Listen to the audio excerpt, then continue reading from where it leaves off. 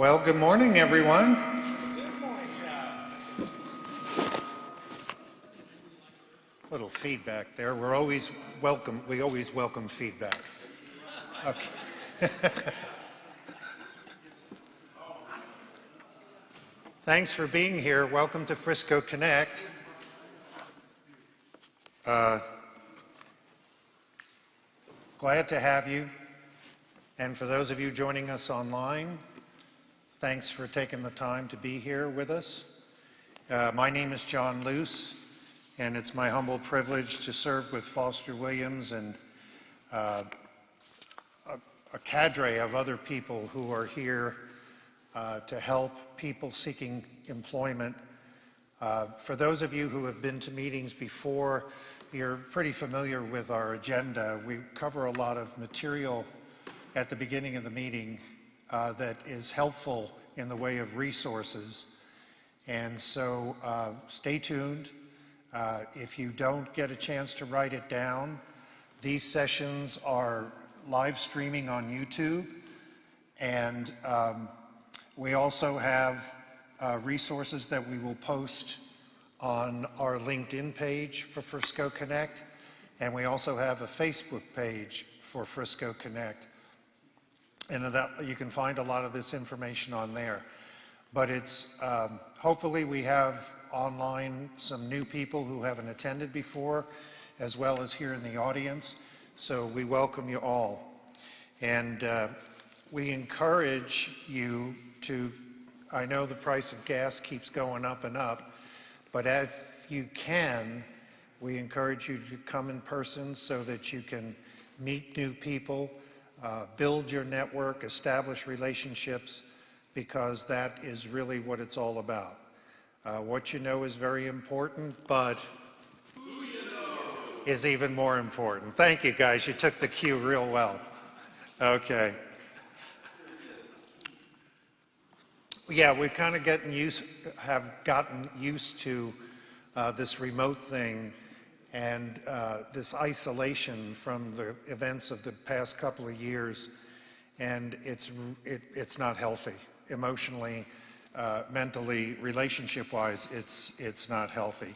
I know there's a lot of dangers out there, but you know, God is with us. So we've had many people from other parts of the U.S. join us while we were meeting exclusively online via Zoom in the past. So that's why we've decided to live stream these meetings, because we're privileged to have wonderful people. Like today, we have Walt Glass, who's going to share some terrific information with us, and it can be helpful to a lot of people. So our, let me see if I can do this right. Our next regular meeting is June 21st. We meet on the first and third Tuesdays. There were 5 Tuesdays in May, so we didn't meet on that last Tuesday. And so we hope that anybody who's listening and can share with people that they know who are looking for employment, if they're in the Dallas-Fort Worth area, if they can join us. But again, we will continue to live stream this on YouTube. We're blessed to be sponsored by Stonebriar Community Church, whose mission is glorifying God by encouraging all people to pursue a lifelong, joyous relationship with Jesus Christ. Put simply, Stonebriar exists to love God and love others, and Frisco Connect is a ministry whose objective is to go and be to the community of those seeking employment. And with that in mind, we're going to open up with a word of prayer. We believe in prayer. We believe prayer is not magical. We believe it is mystical, but we believe we pray to a God who is present with us, hears us, and wants to be a constant help to us. So if you wouldn't mind joining me in a word of prayer. Father, in Philippians, you tell us to be anxious for nothing, and that is difficult in today's world. There's so much going on. But you also tell us in everything, by prayer and supplication, with thanksgiving, to let our requests be made known to you, our God. And that's what we do, Lord. There's a lot of people here, a lot of people watching us through the electronic blessing that you've given us that are in a tight spot financially, emotionally, mentally. And some of them don't know what the next turn is. So we ask for your guidance and your presence, and we ask you to bless all those who are here and contribute to pay it forward and help others with their wisdom and information, so that those seeking employment can continue on their journey to finding the appointed place you have for them and the place you want to use to provide for them. We thank you for that, and we ask for your continued guidance in the name of Jesus, your Son, our Lord. Amen. So, as I mentioned earlier, we are grateful for the community of partners who continually support not only Frisco Connect, but other networking groups that meet in the area to share free resources, tools, and practices to those seeking employment to meet their needs and goals and help them along that journey. So one thing I want to say is if you're a first-time attendee, whether online or in person here at Frisco Connect, we have a group email that's available for you to sign up with, where you will get a lot of good information from others who are in the search for employment, as well as a lot of employed professionals who share information for us, with us, to help us all along in that journey. So if you're a first-timer, I think,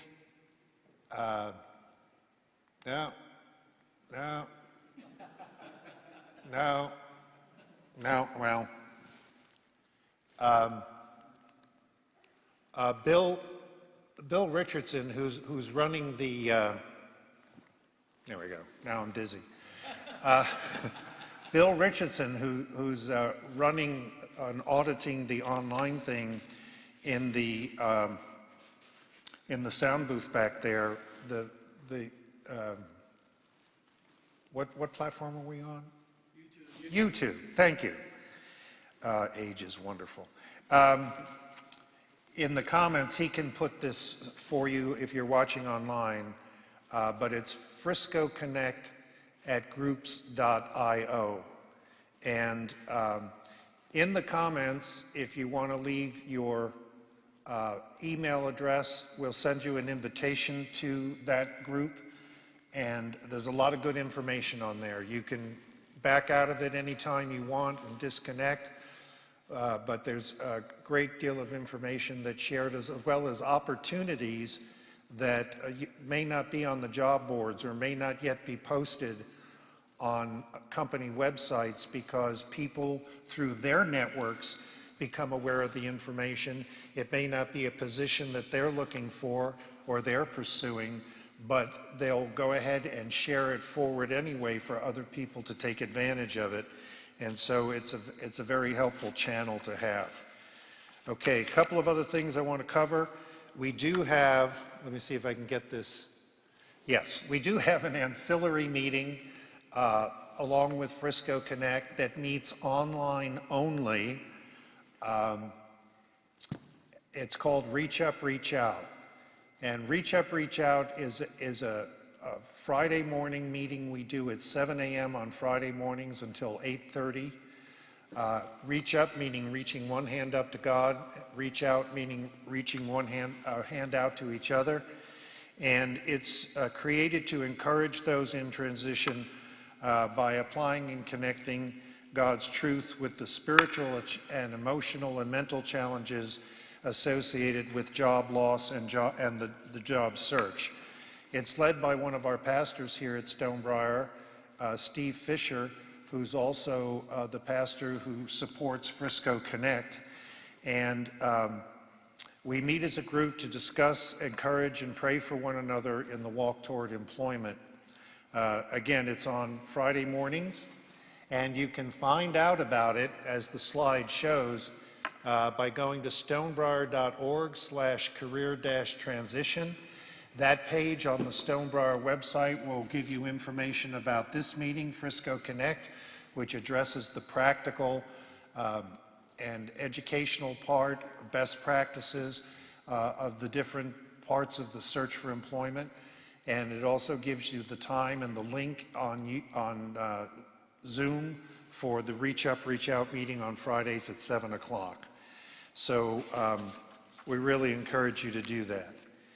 Couple of things, for those of you who are not familiar with this facility, if you're here in person, out either of these doors, this door, make a left, there's restrooms just down the hall a little ways, and out here you make a left and go down the hall, there's restrooms on this side as well. As far as phones go, we're friendly. We hope you get the call you're waiting for while you're here. If you're here and you get the call, we ask you to move your conversation just outside. There's a big area surrounding this room where you can have a semi-private conversation. We ask you to put your phones on vibrate while we're meeting in here so that information that is shared is not interrupted, and especially when Walt gets up to make his presentation. Again, we do have a page on LinkedIn. A lot of good contributors on there who share information. We're on Facebook. Under Frisco Connect is the group page. And on your tables here, if you're here live, there is some collateral. There's some cards that talk about Frisco Connect and Reach Up, Reach Out. And also there's a form on the table. Looks like this. It's a dual-sided form. It doesn't have that attached note. It's a dual-sided form that you can give us feedback on the meeting, suggestions. We really enjoy hearing from you on that. And on one side is also, if you have a prayer request, you can give it to me, write it out. It'll be kept confidential. If you can't find me, you can just leave it on one of the tables in the back, and we'll get it to our prayer team here at Stonebriar. One of the gentlemen who does that for Stonebriar, his name's Ed Mendlick, and they will be happy to pray over your requests, join you in prayer. If you're online and you would like a prayer request, let me tell you, we have an email that goes directly to Ed through the Stonebriar server. It's confidential. It's Frisco Connect and prayer team, all one sentence. Frisco Connect, A-N-D, and prayer team at stonebriar.org.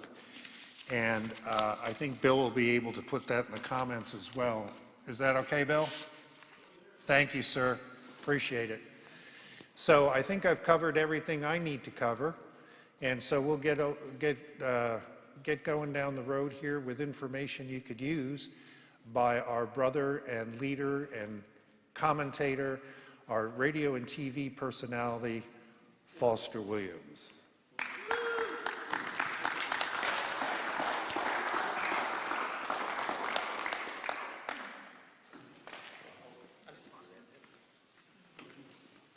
There you go, brother. Thank you, John.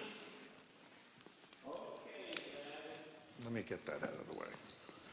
What you got? Yeah, I'm just going to take my junk. All right. Good morning, everybody. I am Foster Williams. I am a longtime recruiter.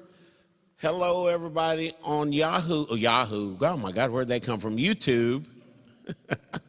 And some of the folks that I invited late last night, after it was a very, very late invite. Hope you're there with us, and reach out to me with any questions that you have. We're blessed today. We are here to provide real good information for job seekers, and that real good information is going to be today because we got Walt Glass, who's going to teach us things, guys. He's going to teach us things about interviewing that you never even thought of. It's pretty cool. So before we get to Walt, we want to meet some people in this network that make this network what it is. We've got companies here with us. We've got people that make presentations to you guys and provide that information that I'm talking about. And let me see who I can pick on to start us off. Bob, you're sitting pretty close. So, guys, I want you to meet Bob. And Bob is a veteran, and he's going to tell you all about how he got here. This is his church. And so Bob Ernst is going to tell us about his company, what's going on, maybe a couple of tips that job seekers might want to hear. All right. Thank you, Foster. Yeah, hi, I'm Bob Ernst. I'm a certified financial planner with Edward Jones. And as Foster mentioned, a Navy pilot of 28 years, did the career transition. So I know a lot of you are looking for jobs. Hopefully you find the job in the career that you're in. You may be in a dying industry. You may be time for a change and do something else. Financial industry is booming. It's going to be booming for the next couple decades. So I'd encourage you, if you're interested, come talk to me. Come talk to Trevor or Mark if you're interested in becoming an advisor or a rep at New York Life or something like that. We can help you out. But Edward Jones, we're hiring in the local area and across the country. Contact me if you're interested. I can talk with you, and it's kind of the who you know type thing that those guys talk about is you don't want to apply online. You'll probably just go and never land. Talk to me. I can talk with you, and then I can put you into our recruiting system, and then the recruiters will call you, and I guarantee you'll get at least a phone screen out of it, and they'll tell you if you're a good fit or not. Be happy to help you out with Edward Jones, but also be happy to help you out anybody in my network that I can help you with. And we've had people that come through here that have gone on to other places and made connections before, and we just connected people with some folks that have been through here at other industries at Southwest Airlines and Raytheon and things like that. So be glad to help you out if I can do that. So connect with me on LinkedIn if you're remote there. And once again, Bob Ernst, E-R-N-S-T, with Edward Jones. Thank you very much. Thank you, Bob. Thanks a lot. Thanks for being a part of us. Okay, guys, I want you to meet a special person from a special company. This company has partnered with us here at the Career Search Network. Now, a lot of you guys are probably, some of you guys listening to me are probably in Atlanta, Minneapolis, Minnesota, Phoenix. We're all over the United States, representative of those states, but there's a lot more than that. Chicago, we hadn't forgot about you. Okay. So there's a company called the Thomas Edwards Group, guys, that I am going to introduce you to Sharon Luckach. She is one of the principals at the company, and she's going to tell you everything you want to know and why you want to be cognizant. Ooh, that's a big word. I'll get a quarter for that word. Tell how old I am. I said a quarter, right? $1. Give me $1. So, exactly. So this lady here is Sharon Luckach. She's a good friend of mine and a wonderful friend of the network. And I want her to tell you all about it. Thank you, Foster. Good morning, everyone. My name is Sharon Luckach. I'm a partner and CPA with Thomas Edwards Group. We are a boutique executive search firm that's based in Dallas. We have an office in Dallas and Fort Worth. We pretty much concentrate here in the Dallas-Fort Worth area, but we place people on a direct hire basis and on a contract basis in the areas of accounting, finance, HR, and IT. In Dallas and Fort Worth, we are still seeing a lot of demand in those areas. We have more than 160 job openings that we're working on right now that range anywhere from an accounts payable clerk and a payroll clerk all the way up to senior directors of finance and tax. So a wide variety of opportunities that we're working on.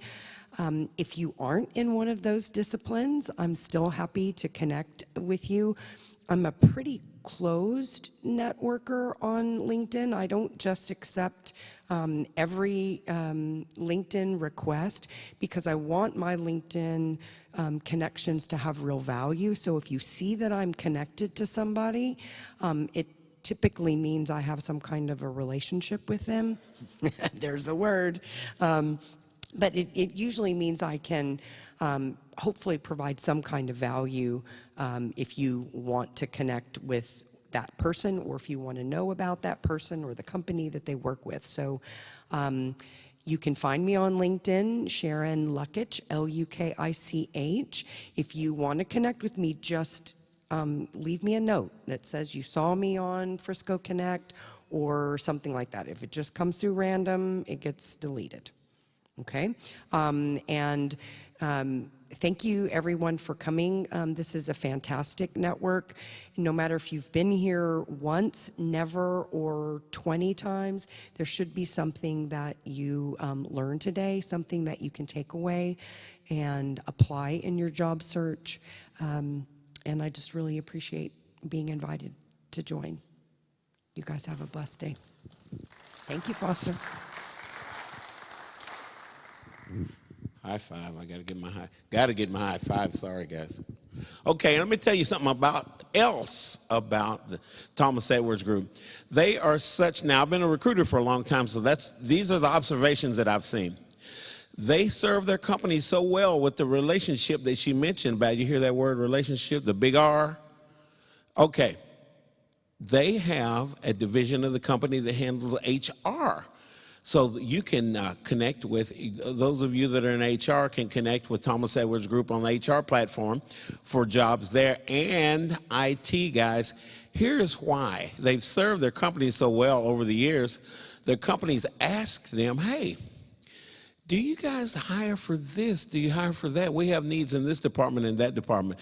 And because that relationship from that wonderful service has been in existence, it came in droves. And so Sharon and company, hey, Ben out there, Ben's with Sharon's company. So you know what happened? They had opened up departments to handle those kind of things. They were getting so many inquiries.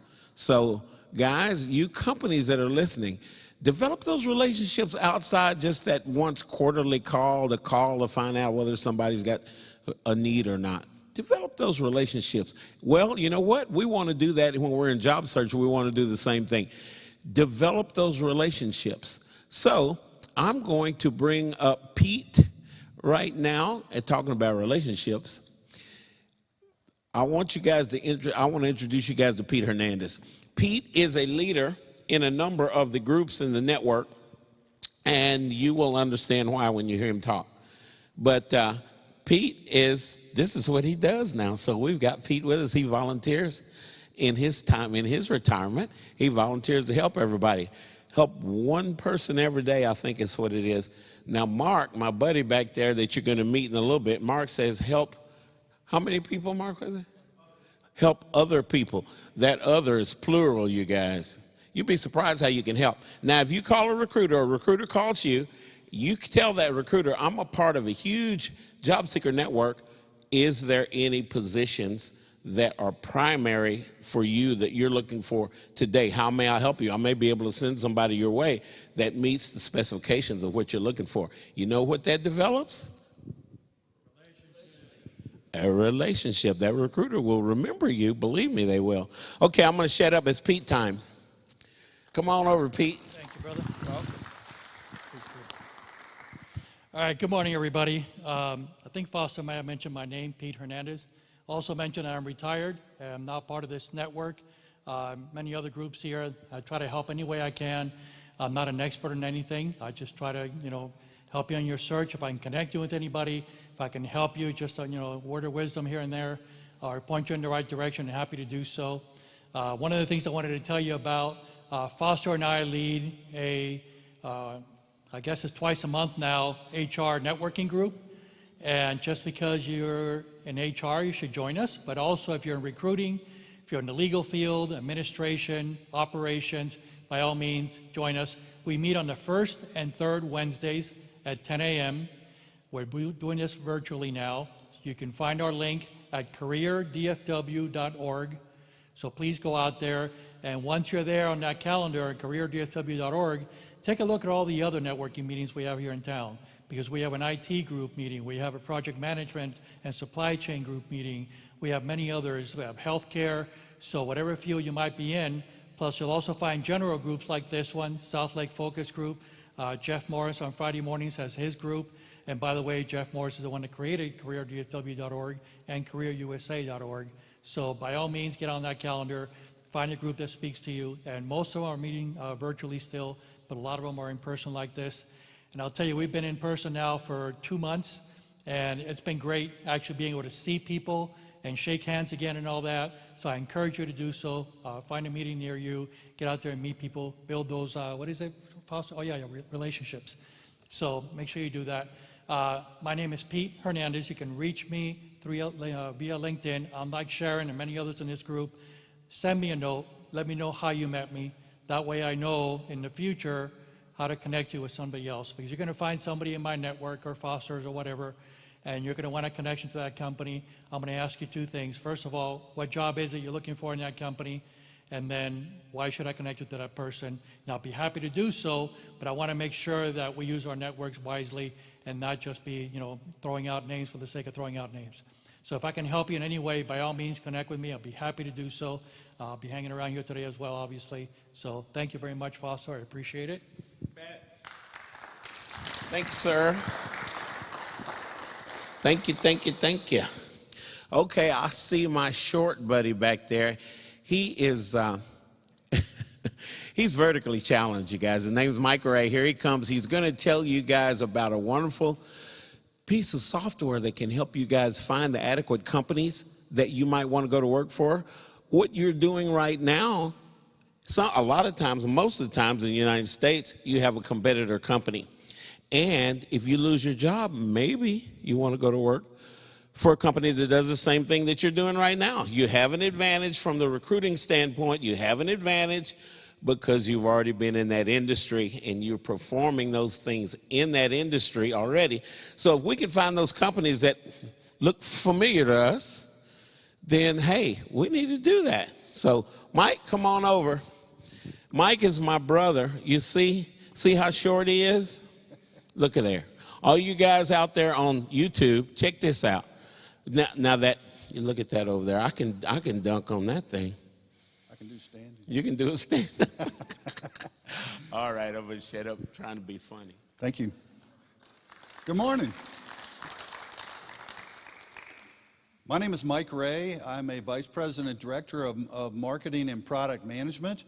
I'm going to start out with, first off, the slide that you see up on the screen here needs to be updated. And I noticed that just before we came on, with apologies to Pete, who was here earlier. Pete is tag teaming with me as we do the Reference Solutions. It's a database that will assist you in identifying your target companies and also help you develop relationships and also do research on your target companies.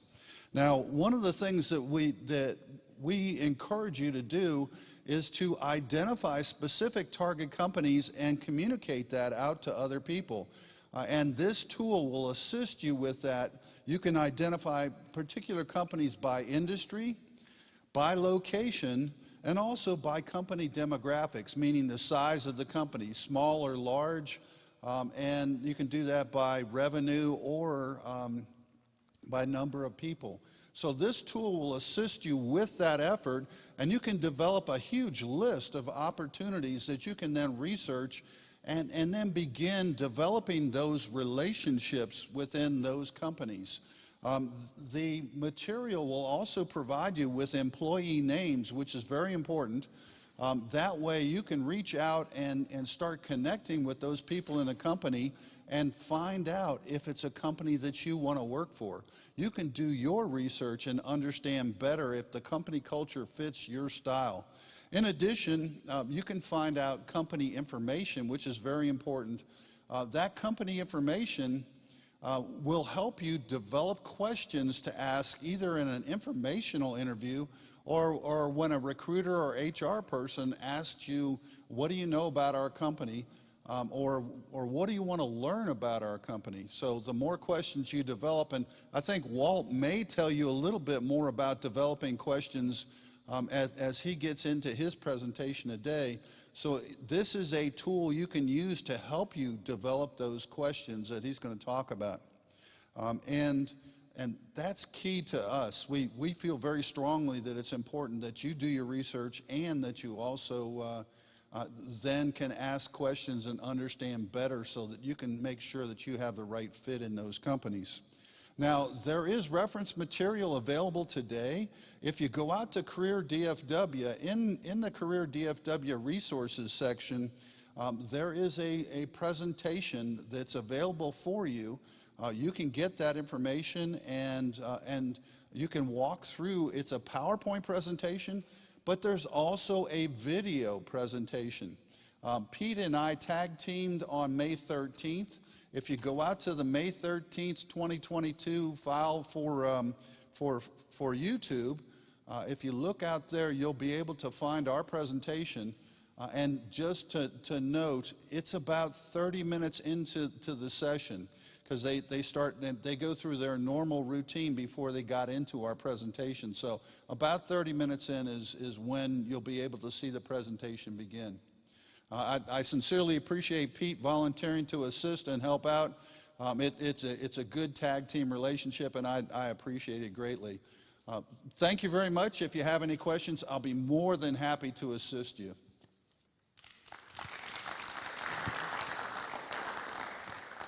Round of applause, brother. Thanks, Mike. Each and every one of these people, guys, are instrumental in this network in making it what it is. And I am pleased now to bring my partners in crime up. We, at the Who You Know Job Networking Show, you guys see us every Wednesday. And we have a special thing tomorrow. Trevor's going to tell you about it. And Mark Elder, he's really not the elder of us three, I am. But Mark Elder is with us, and he's going to tell us about some of the things that are going on in his company as well. These two guys are on social media. You see them all the time. Well, me too. And you see us every Wednesday, and sometimes you get to see us a little bit more than every Wednesday. That's a good thing. We're trying to help job seekers know what you need to know to get that job, to get that right job.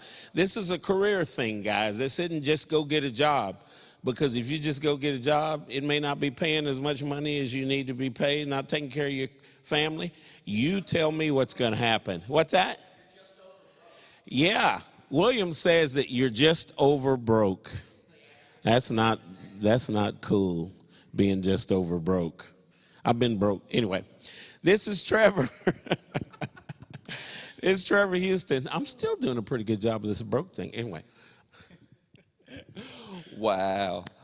Good morning, everybody. Come on. Good morning. All right. For those of you that don't know me, my name's Trevor Houston. I'm the executive producer and the host of the Who You Know Job Networking Show, where what you know is important, but who you know. We'll try that one more time. Where what you know is important, but who you know. There we go. Who you know can make all the difference in your job search. I'm super excited because we do have an event tomorrow. It's called Backstage Pass. Anybody here registered for that event? Raise your hand. Love it. Amazing. That means like all of you guys can come. How cool is that? So not a hand went up, so that's awesome. So I would love for each and every one of you to come to our event tomorrow. It's in Dallas. It's at the Real News PR Studios, which is so cool because they have a brand new studio that I'm going to introduce you guys to tomorrow. All new, state-of-the-art. It's phenomenal. It's going to be amazing. And we're going to do our show live there. We've got a 2-hour live stream planned. And then after, we have a networking event. It's like an after party where we're going to do all kinds of fun stuff and really just pour out love on our job seekers. And you don't have to be a job seeker to attend this either. So, Bob, I want you there. Judge, I want you there. If you're available tomorrow, 9:30, it's going to be from 9:30 to 1 p.m. Okay, that's the total event. And I'm going to come around and hand these out, and you just scan the QR code, and you can register. You'll see it says it's a Dallas event. It says Backstage Pass. Okay, and you just go ahead and register for that. Where's it? It's in Dallas. At the Real News PR Studios, right? Yeah, LBJ Freeway. So, yeah, I'll come around, hand these out. You guys, I want to see each and every one. I promise you, I'm telling you, it's going to be amazing. It's going to be so awesome. You're going to love it. It's going to be so much fun. There's details in here. Make sure you check it out. And I'm going to shut up and hand it over to Mark. All right, thanks, Trevor. Hey, before we go forward, Trevor, what about the people online? Where can they get the information? Go to my LinkedIn profile. Look up Trevor Houston, go to my LinkedIn profile, and you will see there's a link in my bio. Okay, so if you're watching online right now, there's a link in my bio. You can click on it. That takes you directly to the Backstage Pass event. So make sure you go there. There you go. You're welcome. All right. Thanks, Trevor. So, and thank you, Foster, and thank you, everybody, for being here. Good morning. All right. I feel great because I am not in a suit. It's rare, right? It's rare that I am not in a suit, here in a suit. So I feel good. It's hot out, so I got some moving stuff to do later this afternoon. I want to thank you for staying engaged, right? You guys are here. You're showing up. And there's a lot of people, right, that are still in their PJs, sitting at the computer, clicking and clacking on the keyboard, on the job boards, going nowhere fast, right? So you are here. You're showing up. One of the things that I like to talk about is, in addition to being a co-host on the show, we have a financial practice, all right? And so our broker-dealer, NyLife Securities, the parent company is New York Life, we've developed a relationship with the talent acquisition team. So the corporate vice president of talent acquisition and her team, actually her right-hand person, Kelly Kerber, is here at our service center in Dallas, at Lovers in 75. So they have committed to us that they'll review every candidate that comes through and puts an application in that we send them. So we would like to introduce you to that process, get your foot in the door, because that's what it's all about, right? How many of you are stuck in that black hole of the applicant tracking system, right? Your applications are in, your resumes are in, but you're not getting any calls on them. So we need to help you bridge that gap, and with this company, specifically New York Life, we can get that foot in the door. So here's the process. We need you to go to newyorklife.com/careers. Search through the open positions. I just pulled up. I did a search for remote. There's like 140 some positions that are remote. We've got 4 or 5 different locations here in DFW and around Texas that we're hiring for. There are more jobs posted right now than there were before the pandemic. There's about maybe another 30% more jobs that they're hiring for. So if there's something that you're interested in and a good fit for, qualified for, go ahead and put your resume in, apply online, and then let me know that you've applied and which position you've applied for. Include maybe a copy of your resume, and I will get your resume to the talent acquisition team, and they will review it. You will get eyes on your resume. So what kind of jobs are there? It's not just insurance and financial service. I mean, everything that goes along with that. IT, project management, call centers, call center management, human resources, underwriting, actuaries. There's all types of positions. So let us know if we can help you get your foot in the door there. We also have a process, and we've kind of got a little bit of a pause on it, but we want to make introductions for you into our network as well. So make sure that you're connected with us on LinkedIn. Mark Elder and Trevor Houston. If you do apply, send me an email, again, with the job rec and your resume. My email address is mark, M-A-R-K, at clearpathwealthstrategies.com. And that is our firm that is, again, tied in with the broker-dealer with NyLife Securities and New York Life. And we will get your resume in front of that team, oftentimes resulting in at least a phone screen. If it's not the right fit, perhaps they can tell you. And if there's something else going on, perhaps they can tell you. Or if there's maybe a different position that you would be a better fit for, we can also look at that, and they can let you know that as well. So aside from that, there's a lot going on in our lives. There's a lot going geopolitically on in the world. There's a lot to worry about, right? You're in a job search too. That's a big worry. There's 2 things that you can control. And those are the 2 things that you really need to worry about. That's it. Your attitude and your activity, right? As long as you are keeping both of those positive, good things will happen. You may not see the end in sight, but it is right around the corner. You're only one application, one conversation away from that next position. So make sure that you're staying active and that you're staying positive. I'm going to close with this. I have started a new show. Bob, thank you for your service. I also am a veteran. If you are a veteran, thank you for your service. I have launched the Vet SOS show and podcast. And we are airing that on Wednesday afternoon evenings at 4:30 p.m. Central Time. So what this show is designed for, if you are a veteran, maybe active duty transitioning to the civilian sector, or a military spouse or family member, and you need help and support in your job search, we are bringing a lot of resources. The veteran service organizations, VSOs that are out there, we're going to be highlighting those because a lot of those are regional and don't get the national exposure. You may not be aware, right, that some of these organizations exist. So, Bob, actually, we're going to try and get on the show as well, but tune into the Vet SOS show. Our second show airs tomorrow afternoon, 4:30 p.m. So tune in for that. It's on LinkedIn, YouTube, our Who You Know channel on YouTube, as well as all the other top social media platforms. So thank you very much. Have a great week, and many blessings to you all. All right. Thank you, guys. I want to reiterate something.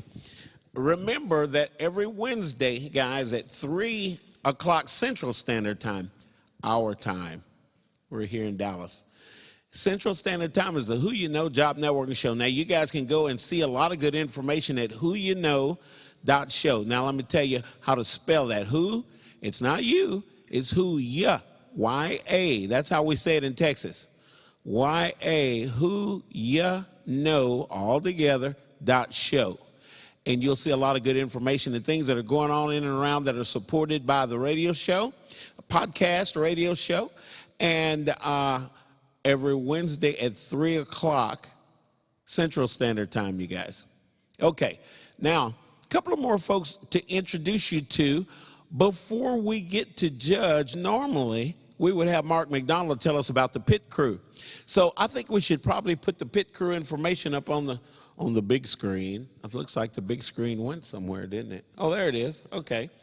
Guys, Mark is not with us this morning. Unfortunately, his mom passed. He's going to Oklahoma City, so we want to say a quick prayer for Mark and his family, if you don't mind.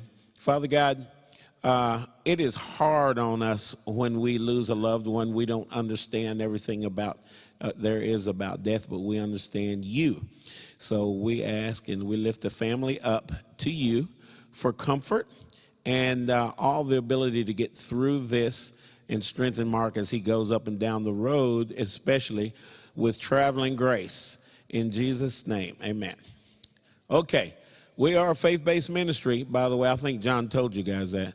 Okay, now I think I'm going to bring up Judge Bugby, and Judge is going to be the last of our presenters.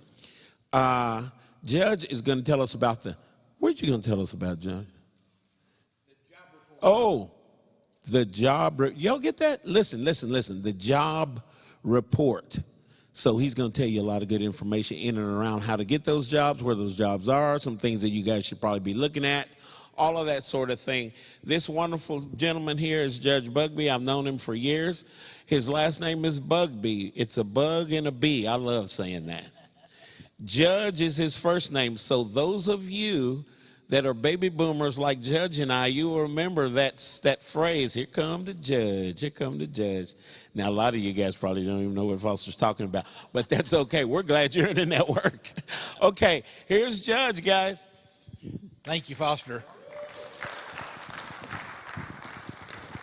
Okay, so my name's Judge Bugby, and I publish the Job Report, which is a digital interactive newsletter that goes out the Monday prior to every Frisco event, a Frisco Connect event. So it went out yesterday, but it's very easy to get on the distribution list. All you need to do is send an email to the Job Report FC for Frisco Connect at gmail.com, and in the subject line, just put Job Report, because once I get that, I know exactly what you want.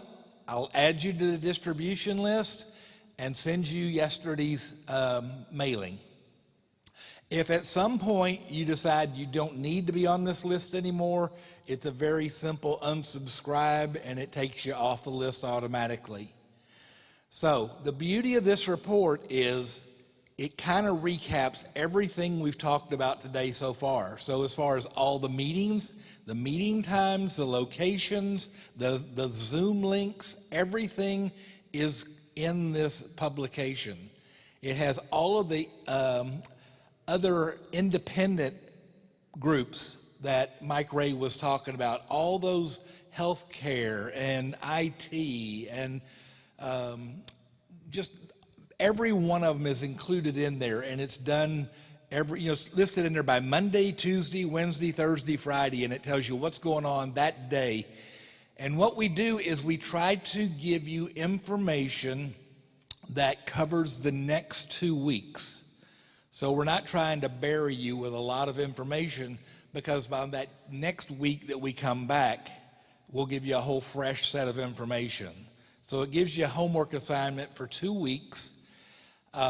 It gives you all of the educational events that might be going on, if there's LinkedIn or networking or resume seminars going on. It will give you the time and location for those. It will also give you all of the open and active jobs that some of our partners have provided for us. New York Life is on there. So there's the link. All you have to do is hit that link, and it gives you a spreadsheet of all the open and active jobs. Babbage and Associates, which is one of Texas' oldest and largest recruiting firms, is on there. And the one that's near and dear to my heart, if you're in IT, if you're not connecting with Carly Weiner at Camden Kelly, you're making a big mistake, because that girl has got some superstar jobs with some big salaries. And so if you're in IT, her information is in the job report. I get not one penny. I just love this girl because she's helped me and my family personally, and I just see what she's been able to do. So please, if you have not ever subscribed to the job report, please request a copy. You'll have it this afternoon, if not before you leave the meeting today. So go ahead and submit that information, and I'll get you on the distribution list. Thank you so much.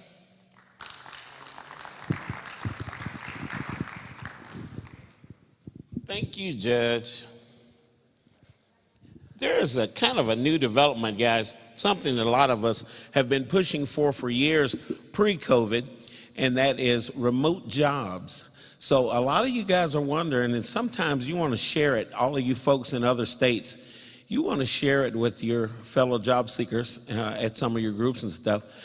Guys, with the remote nature of jobs in today's job search, it matters not whether you're in Dallas or you're in Phoenix. What we share is all over the place. So a lot of companies are in the big metropolises, the big metroplexes like Dallas-Fort Worth, Minneapolis, Chicago, Atlanta, Los Angeles, We have a lot of corporations, guys, and these corporations have a number of remote jobs. It doesn't matter that you live in North Carolina. You can work for a California company. You know what I'm saying?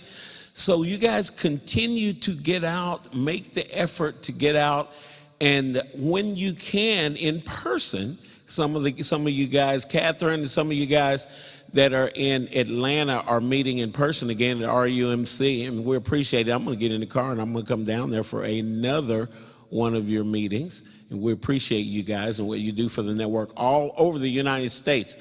This network, guys, is intended to inform job seekers all over the United States, because you know what?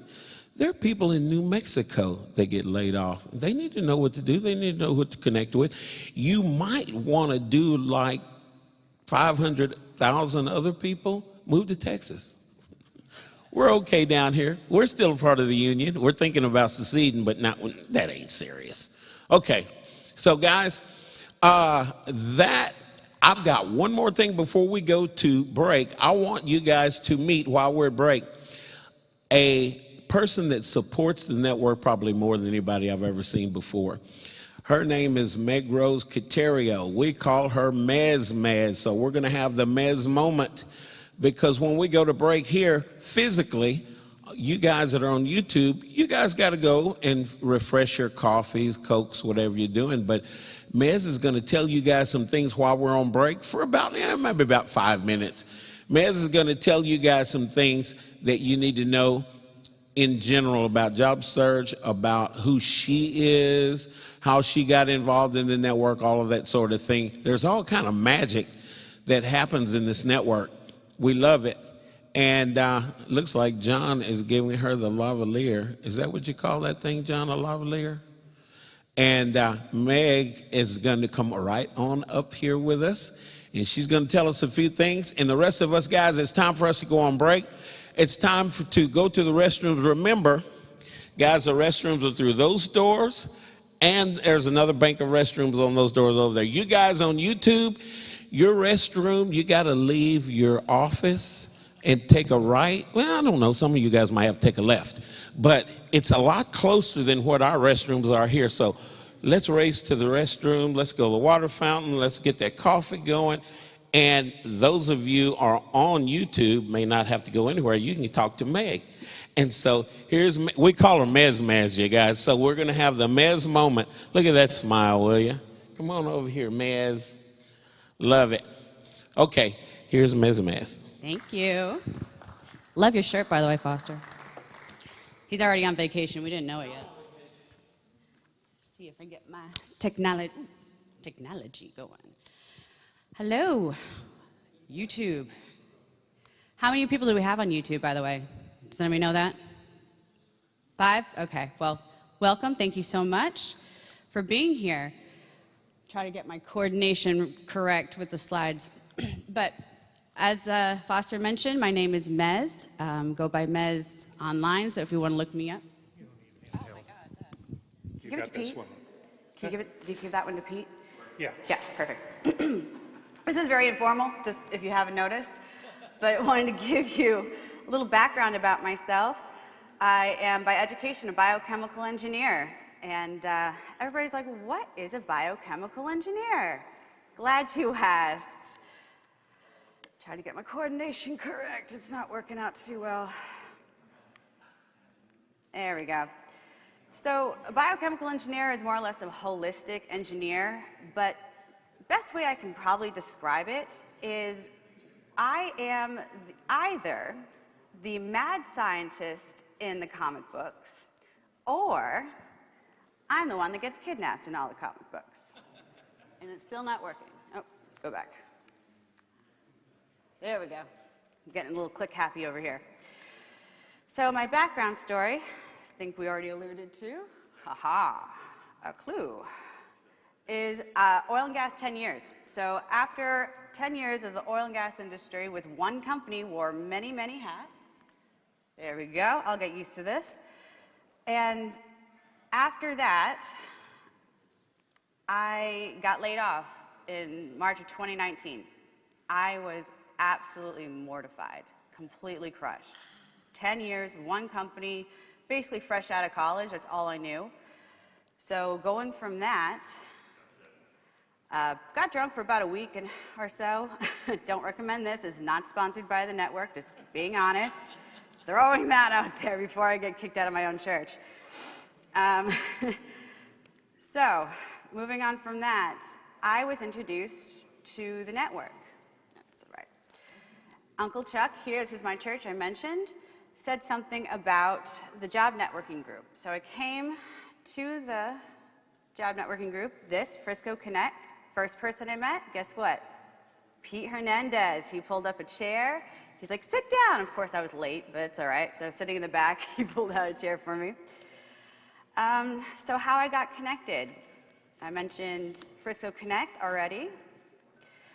And from there, it was kind of this cascade of spider webs in just talking to people. I still talk to people. I met Foster, I think that same day, if I was not mistaken. I had no clue who these people were. I'm like, what? I don't care. Go away. Just get me a job. I didn't know what all of this meant. I still had, this is fun, I still had my college resume in cursive script in like size 4 font. Oh yeah, very, very unprepared for what I was about to face. Just keeping it real over here. So, Mez moment of the day. So what we're going to do, what we're going to try to do whenever we do Frisco Connect is today's Mez moment is going to be about networking, because that's why we're all here. So I figured that'd be a good place to start. This is very informal, open forum. And what exactly does that look like? Am I missing a slide? Okay. I don't remember if I had another slide or not. No, okay. So the Mez moment of the day are practical tips of how I use the network. It doesn't look the same for anybody else, but my fabulous and lovely assistant, Pete Hernandez, is either going to come up here or he's going to yell at me from the audience, but it's up to you. Of course. So tell us how you got started in this network. What was the first thing you did once you attended Frisco Connect and joined us? So with other networking groups, what did you do to take advantage of this network? Other things I did, so I mentioned biochemical engineering. My first group that I went to was HR. That was my family. That was my home. Foster, Pete now runs it. It's all remote now, but we were in person. I also went to, what was it, South Lake Focus Group. But the HR group was my favorite because if I needed to get a job, guess who would be hiring? That's right, HR. So that was my favorite group. Met wonderful, wonderful people there. I also did the project management groups. I did everything. The Who You Know networking show, Foster's show wasn't on there yet. Oh, that's right, I changed careers. Kind of a big factor. I went from biochemical engineering, 10 years oil and gas, got hooked up with Orlando. I don't think he talks to us very much anymore, but I got over recertified, and now I'm an IT project manager in the risk management industry. So complete 180. I remember my family, friends, whoever I told I got laid off. Yeah, they're like, oh, sorry, poor baby, which I wanted to hear. No, you're not going back in the oil and gas industry, are you? Very, very heartwarming and heartfelt, but anyway. Changed careers, got over-certified, over-educated again. What else? All right, next question. So what made you decide to even go to the HR group? HR group. Foster, what did I enjoy in the HR group? I think you told me to.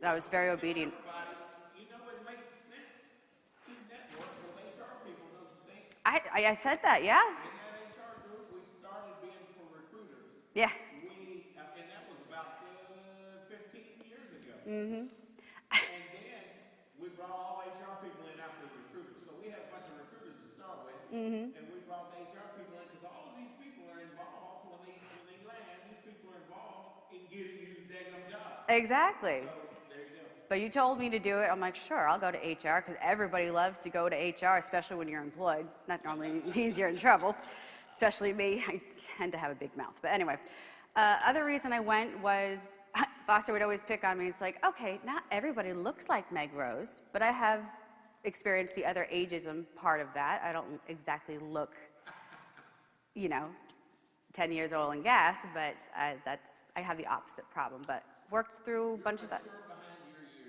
Thank you. Behind. I thought for a minute you said behind your ears. I'm like, what? Like something on my face? But yes, HR. You're obviously employed now. What have you done to maintain your network? Because as we all know, in 2 or 3 years, most people wind up here again. Unfortunately, So yes. what have you done to maintain your network in case that it should happen to you? So got landed, that's a fun landing speech too. Landed at the end of 2019 with my company, and I stayed connected as the hype lady for the Who You Not Job Networking show, Foster's show now. I'm the hype lady, like I said, Mez, so I normally dominate the chat. You'll see me all the time going, hey, what's going on, and how can I help, and blah, blah, blah. Obviously, staying connected with Frisco Connect. I meet a lot of people in my job, and I'm also a day trader. So if somebody mentions in the YouTube channel that I also moderate, that they're looking or their spouse is looking for work, I always hook them up with this network. So shout out to my YouTube channel. Not mine, but Zendu and all the day traders out there. And just keep going from there. They won't get rid of me unless I tell them to go away, but I don't want to go away. Well, I wanted to mention that beyond what you've already done with joining all these different networking groups, always make sure you let your entire family, all your friends, if you're on Facebook, whatever you are, I know you've mentioned before to me that even hanging out by the pool, you've told your neighbors that you were looking for work. tell your entire network, not just this network, but your social network as well, that you're looking for work, and make sure everybody knows that so they can help you in your search. And that's uncomfortable because, you know, the last thing you want to admit is that you're struggling or anything. But just imagine being on the other side of that conversation, especially if you haven't talked to them in like 10, 15 years, or even if it was a subordinate. I know a lot of you are executives or looking for executive type work, and calling up your subordinate and going, or a former subordinate, and going, hey, I know you're in this industry. Are you still in this industry? This is what I'm looking for. This is my situation. Just keep my name in mind, and this is how you can help. If you have, oh, that's a good point. Sorry, my brain's going now. I'll shut up here in a minute. I feel like Foster. If you are switching careers and you are networking and reaching out to these people, don't just say, I want a job or I need a job. Be very specific in what you're asking your friends and family for. That's extremely important. And I think it's overlooked a lot because we're freaking out. I want a job, I want a job, I need a job, I need the income, I need this, I need that. But you need to be specific in what you're looking for and who you are talking to. So if I'm talking to an ex or a former coworker of mine in the oil and gas industry, I'm not asking him about HR positions. If he's a frac engineer like I was, you have to be very specific in what you're asking and who you're asking it to. So, sorry, squirrel. All right, I think I'm going to get kicked off this stage. But appreciate your time, and please, oh, that's it. Last slide, it's already gone, but please look me up on LinkedIn and let me know how I can help. Appreciate it, guys. Thank you, man. Thank you a million. Okay, Absolutely. Can you guys hear me? You folks that are online, can you hear me? I've got a big mouth. I mean, I can yell loud enough you can hear me in Atlanta. That's what Judge told me. I'm kidding. Your mic is now unmuted. Okay. Yay, I'm back.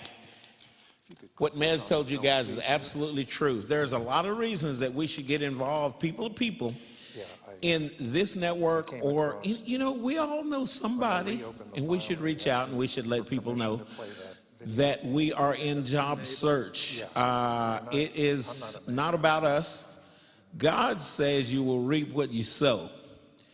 So if that's the case, what in the world am I sowing? Because that's going to tell me what I'm reaping. If you help other people, guess what? It's just going to automatically happen to you. We Christian folks, we talk this crazy stuff all the time, but it keeps working. The world was made on these principles. So, Mez, thank you so much. I want to tell you guys another support mechanism that we have with Mez, and that is the Job Seeker Network Radio. Every Friday on YouTube, LinkedIn, Twitter, Facebook, we are live on all those channels, is the Job Father. And guess who the Job Father is? Pause for effect.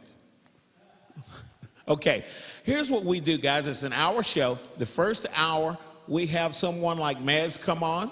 Or maybe we bring Sharon Luckach on our show so she can tell us about Thomas Edwards Group and the openings that they have and things like that. But basically, we have subject matter experts is what we like to call it. And that's the first 30 minutes of the show. The second 30 minutes of the show is the part that I really like the most. We have a job seeker spotlight. So think about that, guys. We're going to meet a job seeker. That job seeker is going to tell us what it is that they do. They're going to tell us a little bit about them and how they have gone through their career and got to be the experts that they are. You get a chance more than just a resume on a computer. You get a chance to meet. I'm going to use Mez as my target. So you get a chance to meet Mez. You find out how wonderful she is, how she presents herself, all of that sort of thing. You recruiters, if you contact those people, if you have a job that's appropriate and that's relevant, that's my other R word, other than barbecue ribs. No, I'm kidding. Relationships and relevance, guys, in your network, in your job search, those two words are probably the biggest one. They are the biggest words in your network, in your job search. Okay, so guys, we get a chance to meet those people on the second part of the show. And you guys are encouraged, you companies are encouraged to contact that person if you have a job that's relevant to their search, and then you take it from there. And it has worked wonderful on the Who You Know show, and it's worked wonderful on the Job Father, because on the Job Father, that's what we focus on, purely job search. So, guys, that's all I have to say about that. Okay, now we're going to transition to our speaker, and his name is Walt Glass. And Walt, there's Walt back there. I think Walt has a lavalier on. Are you on yet? Okay. While we're setting Walt up, I'm going to talk about Walt a little bit. As long as, if he throws tomatoes at me, if you guys see tomatoes coming this way, then I should have shut up. I shouldn't have said that. But guys, Walt has helped people in interview training for years and years. He develops a whole network in doing so. Our pit crew, he is a strong sponsor and part of the pit crew practice interview team that we talked about earlier. If we can, John, put practice interview up on the big board, or the Jumbotron. That's not so jumbo. We got two of them, you guys. But guys, in that practice interview team, Walt has been a contributor to that for a long time. And Walt goes through the interview in a way, guys, that I think is a blessing. We need to understand some things about the interview and how we present ourselves to corporations, to people that we're just getting to build a relationship with. Walt's going to talk about a number of things. He's going to tell you guys probably a little bit more about the practice interview team. And you might want to reach out to Walt on an individual basis for training for a specific day. If you got a specific job you're all excited about and you got an interview coming up, you might want to call Walt and talk to Walt. So, without further ado, say that again, John? Oh, awesome, awesome. You guys, behind me is the pit crew information. Check that out. Earlier when I brought it up, I didn't talk about it very much, but Walt is going to talk about it. I want Walt to talk about it because he's part of it. And on the board, you will see the information for the practice interview team. And without further ado, I'm just going to shut up again. It's only for a couple of weeks. You guys got to deal with me in a couple of weeks again. Here comes Walt Glass is his last name, guys. Connect with him on LinkedIn, Walt Glass, G-L-A-S-S. I didn't have to spell that, did I? I'm hooked on phonics. Okay. Walt, you got it? Thank you much. Thank you, sir. Thank you a lot.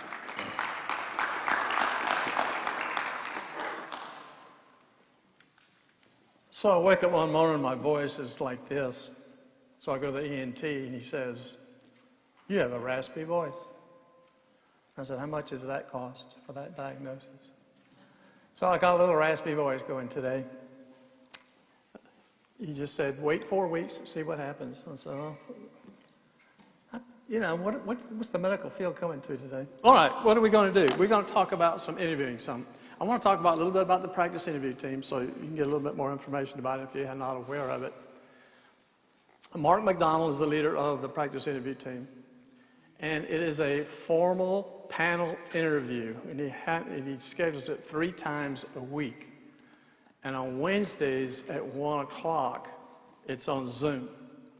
And he'll either have a recorded interview or a live interview. And I serve as a panelist on the pit crew, amongst others, who have experience in hiring and interviewing on the hiring side. It's a great opportunity for us to learn. And what do? Well, I do the Interview Success Workshop. And this is to learn the basics and the fundamentals of interviewing.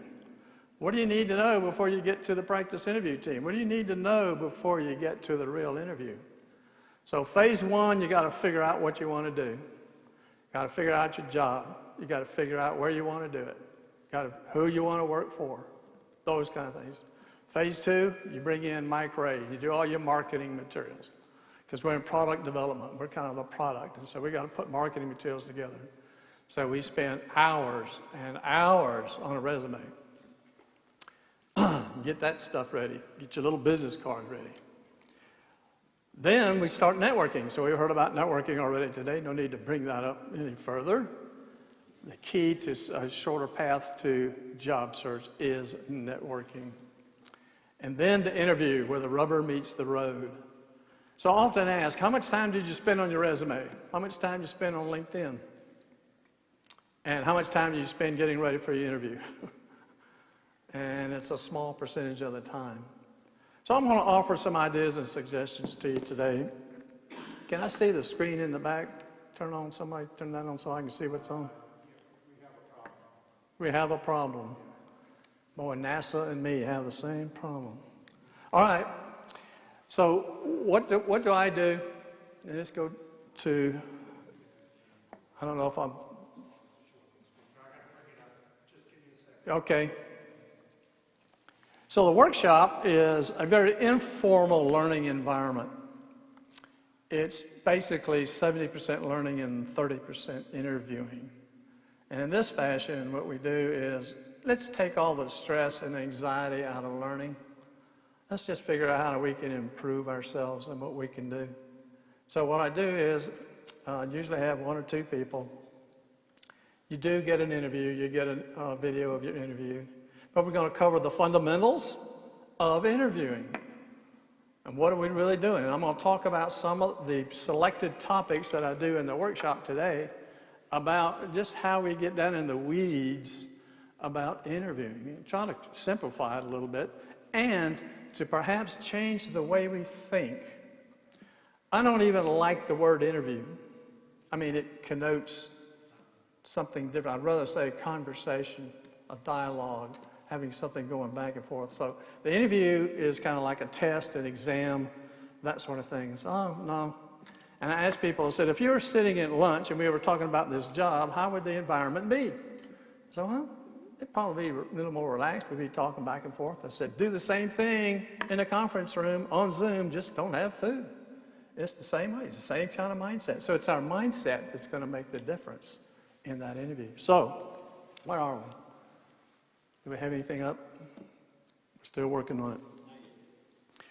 To register for the workshop, look me up on LinkedIn under Walt Glass, and it'll tell you about it, and send me an email and to register, get you signed up.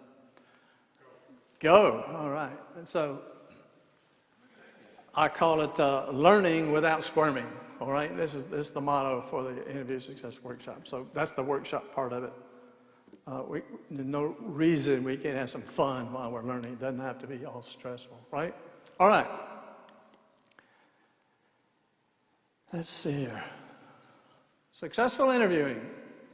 What's a successful interview? We're going to talk about that. I'm going to give you some more things about it. But today, we're going to talk about selling ourselves. I ask people all the time, what are we selling? And everybody has the very same answer. I've never heard anything different than ourselves.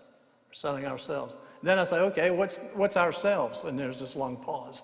So, well, I'm really not sure what all that is. So we're going to talk a little bit about that. And I also, in the workshop, want to stress how to positively differentiate yourself from other candidates. So we'll talk some about that today too. Because we want to be memorable. We want to stand out. We want to do something that's in a good fashion so that they remember us. And then, the whole job search world is one of opinions. Somebody will say, always do A, and no, never do A. I mean, it's all over the map, right? And so, guess what? Here's another set of opinions coming from me. And what I'd like you to do is listen to them as if you were an interviewer. These are suggestions, these are ideas. I really don't like telling people what to do, but I'm giving you some ideas about how we can really do something different and be very effective in that interview. So listen as if you were the interviewer, and if a candidate did something like that, how would that appear? Many times people ask me, says, well, if this happens, what is so-and-so, should I do this? And I said, if you were the interviewer, what would you say if a candidate did that? And they answer their own question. As soon as they change that perspective. And so that's one of the key differentiators, is to change your perspective. It's not all about us, it's a lot about them. All right?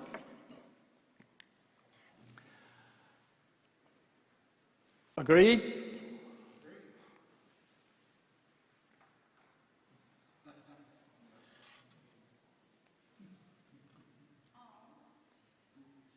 Can y'all read that?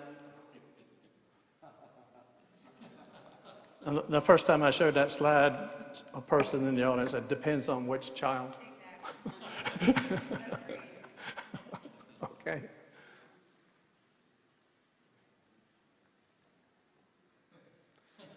I've been in IT over 40 years. I mean, you remember paper tape and punch cards? There's not too many people should know what that is. It's kind of been a long time. So here's how you text for an interview today. Anybody want to try reading that out loud? Nobody wants to.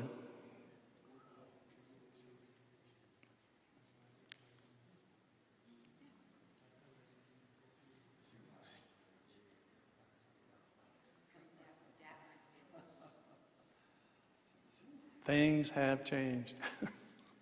Okay, enough time on that. So what happens when we have a change? What is the change curve? So I'll do a little fundamental here. So things are going along fine, current status. And all of a sudden a change occurs. Something happens.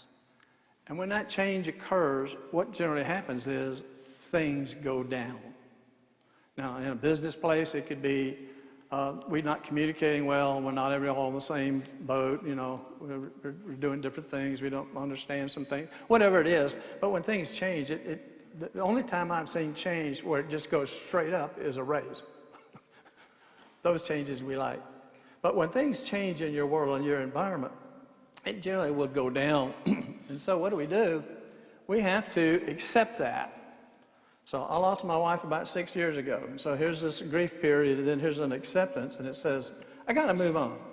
And everybody said, Walt, you need to get out, and you need to mix with people. And I said, I know that, but I'm not doing it. I don't want to, you know. And so I got through kind of the grieving period somewhat and started moving on. And so we accept that, and we move forward, and what happens is we get actually a new status that's better than the old status. So today is my 28th month anniversary on dating. I celebrate months. And I'm thinking, you know, if without that past that happened, I wouldn't be where I am today. And I'm in a real positive relationship. She's a great lady. She's just super. And so you think about that, and I said, today's a good day. It is good. All right. We call that the valley of despair when you're in the middle, okay? Because I'm in this mess and I want to go through all this change. So how many of you are looking at all this job search stuff? When am I going to stop learning all the things I got to do? I mean, my goodness, when does it quit? When does my to-do list stop? And you keep learning, and you know, and it's kind of depressing, and you kind of get demoralized, and it's kind of negative. So we can get into that. But we are the ones that are going to get us out of it. Nobody's going to do it for us. We are the ones that have to do it. So the objective here on the change is, first of all, we want to change the status. We want to go from an older status to a newer status, which is better. And number two is we don't want that thing to cut, that valley to be so deep, because if it gets really deep, we get into big trouble in the change. We can't handle the change. You could have some mental problems. I mean, all kinds of things can happen. It goes too far south. And then you want to minimize the width, the length of time it takes from the old status to the new status. So that's what we're going to try to do today with interviewing. I'm trying to get this change set up so it's a little bit better. So question number one to you. This was designed for a Zoom poll, so I changed it a little bit. What % of the hiring decision is based on interest and enthusiasm in the job and the company? 80? Anybody else? I've only had 50% listed twice. All the rest have been above 50%. And so you're telling me that if I can show genuine interest and enthusiasm, now for the extroverts, that's excitement and energy. For the introverts, it's high interest. All right? If you do that, You're over 80% of the way home. Oh, so what are you thinking of when you go into the interview? You walk in, one end of the spectrum, well, I'll come back to that. But one end of the spectrum is, please God, help me answer these questions. The other end of the spectrum is, I can't wait to talk with this person, meet them, find out about what's going on, what's happening, figure out where this role is, where it fits, how does it fit me, how does it fit them. So what do we do for the successful interview? You got to have some content. There's a lot of content you can prepare in advance, right? There are some standard questions that you can be prepared for in advance. Why'd you leave your last job? What brings you here? What salary you want? There's several questions in there that says, I need to do my homework and get prepared for that. And then with that preparation on the content, then I can work on the delivery side of it. So I got to deliver it. I got to be able to articulate it in a great fashion. And then I want to build a rapport. Okay, back to the big R word, Foster, the relationships, right? You know, rapport is probably number 3. Well, you build a relationship by showing interest in others. You don't build a relationship by asking them to do something for you. And so you know that Southlake, for you familiar with that, they help one person every day. It's a great, great way to say, you know, if I want to do something for someone, plus makes us feel good in helping others. So building that rapport and building that relationship, because that's memorable.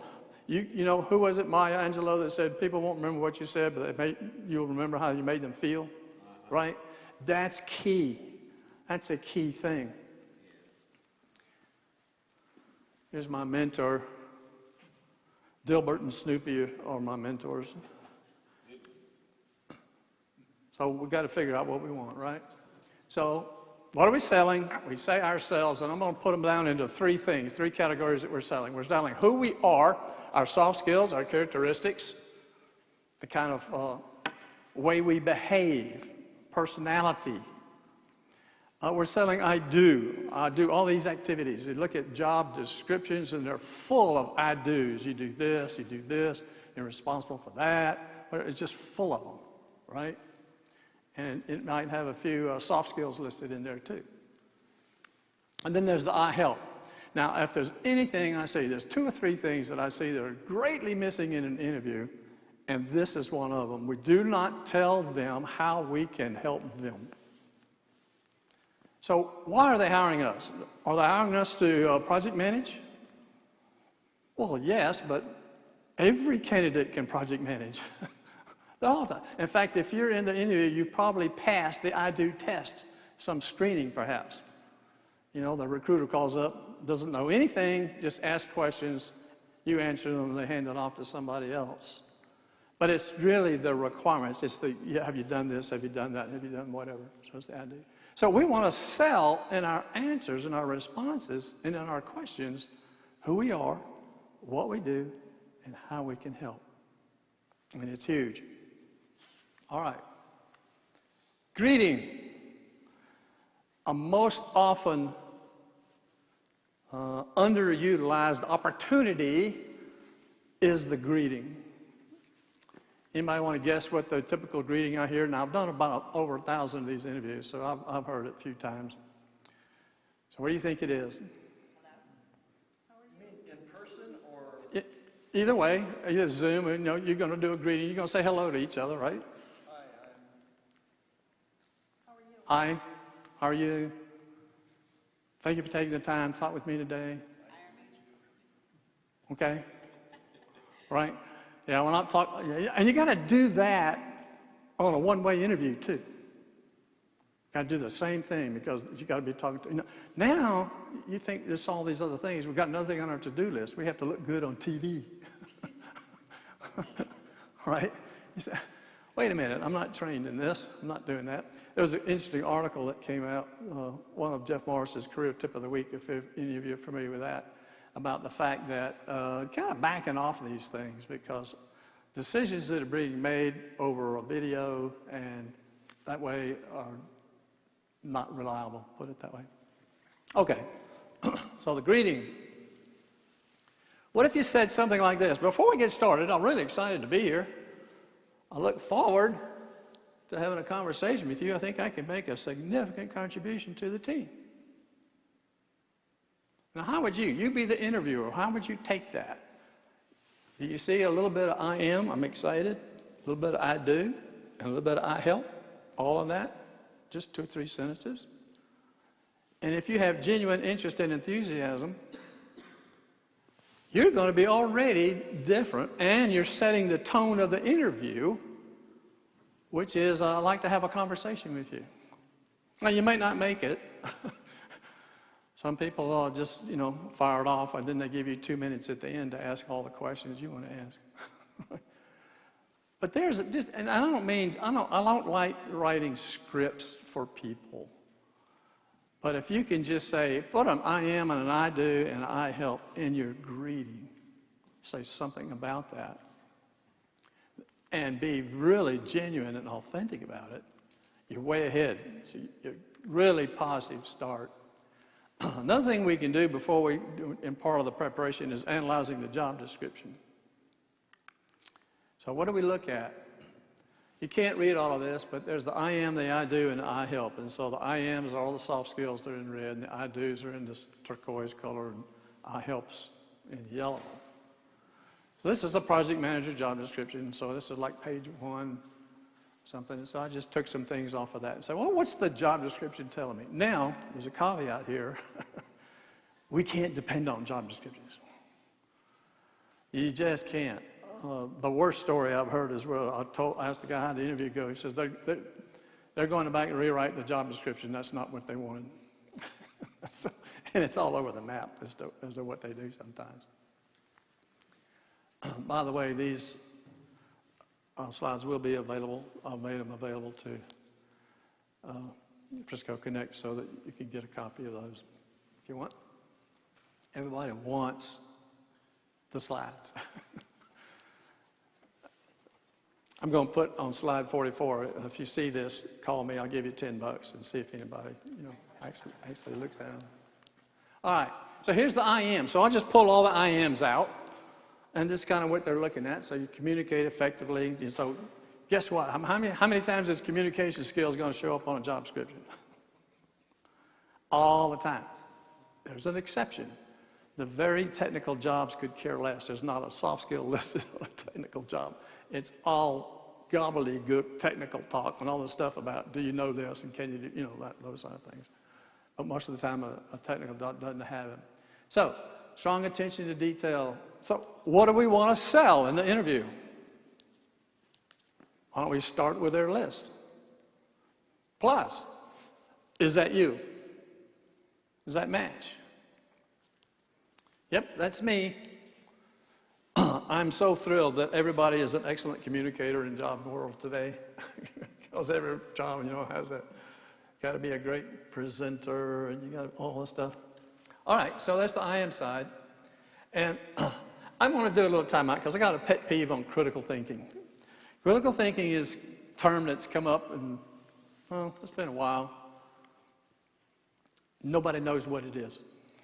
Not even the interviewer. They write it on a job description, and they don't know what critical thinking is. I have asked so many people if they have a job description, I have an interview, and it has critical thinking, and I say, well, how would you define critical thinking? And they don't know. They don't know. Well, what is that telling us? Do your homework. Find out everything that's on there so you can speak to it. So critical thinking, just exactly what is that? So I'm going to just spend a couple things on that just while we're here. This is what it is. Use facts and data to make your decisions.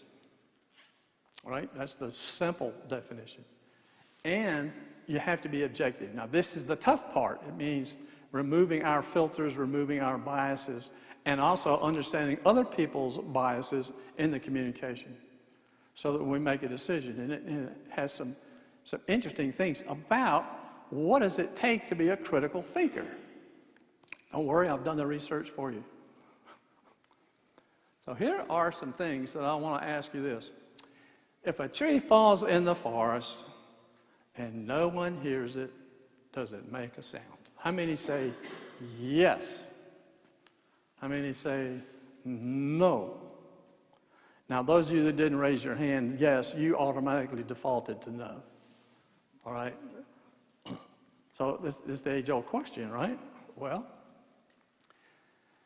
in critical thinking, in physics, the answer is yes, because there are sound waves generated. Sound is not the interpretation of the sound of the ears, it's the waves that go through the ear, right? So in physics, the answer is yes. But in human physiology and psychology, if we don't receive it, there's no sound. So depending on your perspective, you have these two different answers. So that's just a little idea about how you look at critical thinking and just pick up something like that and say, what does it mean?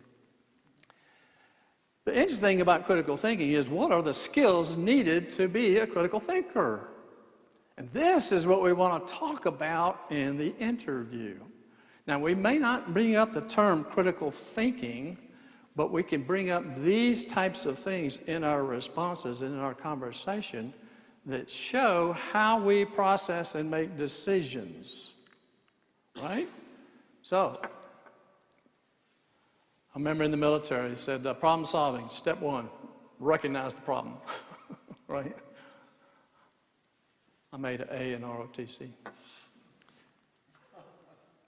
Research. So now we got to get some data and some information, right? Now, the analytical people love this step because they just love data and getting all the numbers and put together 6 spreadsheets with a what if and all kinds of things so they can kind of figure out all this mess. Then, identifying the biases. So what biases do we have? I'll tell you the easiest way for the technique that I find to help me not be biased is called listening. Listening has 2 approaches in my book. One, I can give you a 2-day class on it. Talk about closed-ended questions, open-ended questions, all the stuff about this and how you listen to the answers and responses. The other one is decide that what the other person has to say could be very valuable. Right? So it's called the learning mindset, not the wait for you to finish so I can straighten you out mindset. Right? Now I converted because I used to be the latter. And I'd wait you to finish. And I had data, I could prove everything all the way. You never win an argument. Now I don't argue anymore. I just don't do it. Listen. All right. Inference. So you got to make some inferences to draw conclusions and determining relevance. So I can talk and say, well, when I'm looking at these things, I'm looking at really the research and the data that's based on it, and I'm looking at what's going on and what people are thinking in their mindset and how they see it in their perspective. And I'm looking at the data itself, and and I just talk about these things. And so if I'm giving it, we'll get to the star story later, but when you get into that, I can kind of describe these as steps as I go through to show how I think and how I process. All right, enough on critical thinking. So here's all the I do's that came out, and there's all the I helps. So now, and I've got that, I'm looking at every single one of those items. And when I go through a job description, every line, every sentence has its own line. Every single one. Y'all know J.R. better? Jay Fusaro. It was Jay Fusaro. And he's right in saying that 90% of all your questions are going to come from the resume and the job description. So let's do a really deep dive into that. And it's our starting point, because maybe it's the wrong JD, right? But it's our starting point. So how would I address that? What would I know to say? So how many do you think are in those paragraphs, in those sentences? How many values that can you spot? See if you can count them up.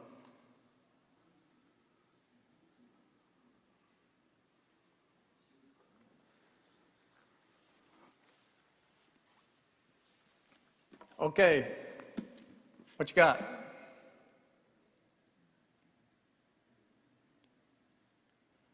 If I don't get some engagement here, I'm going to die. About 15. Okay.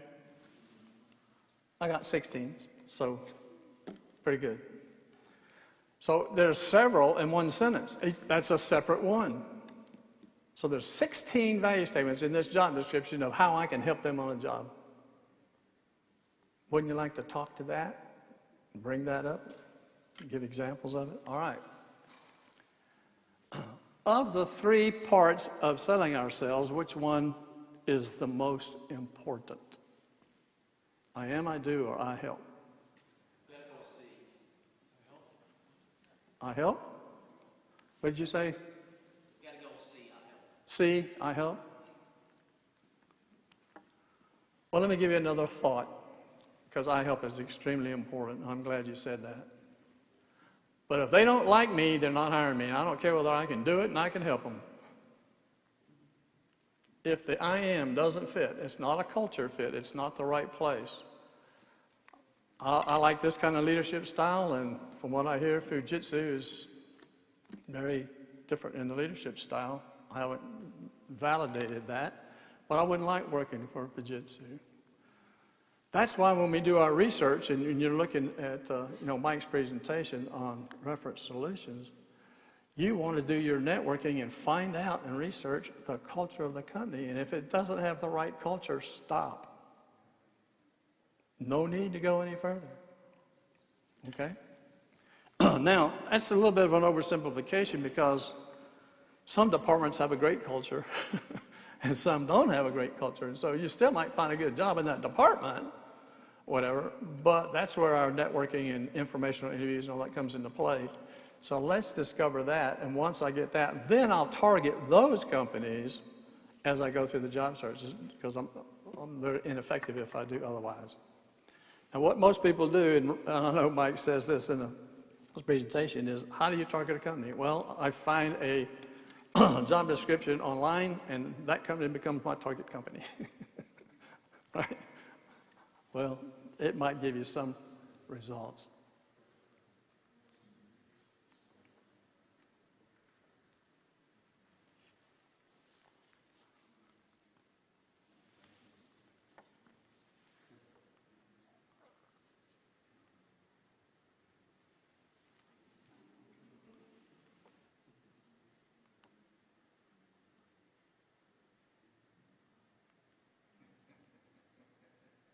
Got to read that one carefully.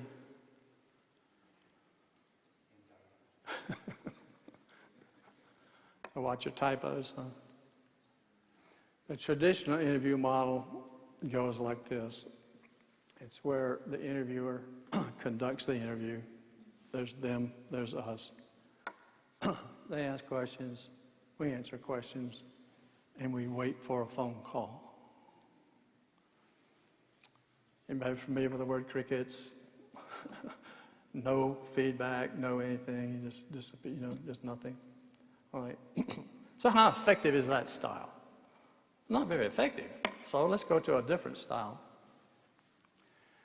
So we've got our parties again, and they have some needs. Because they're really hiring us to accomplish things. So the secret is I'm going to take my soft skills, my personality, and my activities and produce value combining those to achieve things for you. So that's the I am, I do, I help model. I'll put that together in 2000 after I screwed up an interview so badly. I mean, there's not enough letters in the alphabet to tell you how bad I screwed that interview up.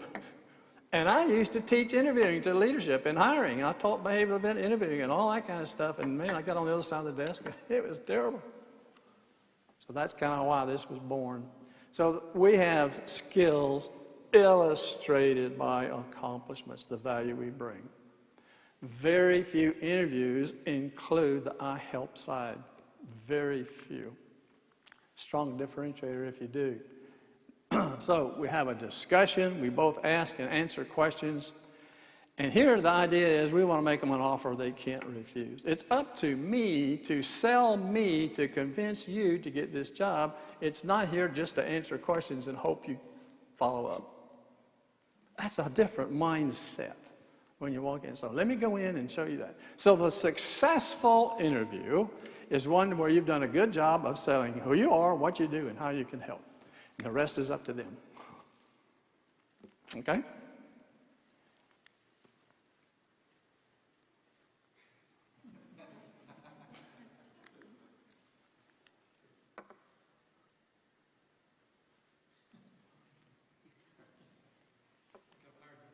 All right, so let's go over. I selected a few types of questions to talk about, kind of get in the weeds on these 6 questions, and kind of discuss how we would go through and answer these things, and options, strategies, structures, and my opinions on how we might go through that.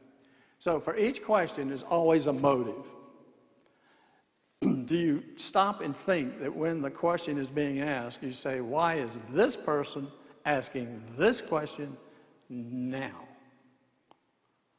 Because the answer depends on those 3 factors. And it can be a different response depending on all 3 of those elements. Salary is often a knockout question, right? Right up front.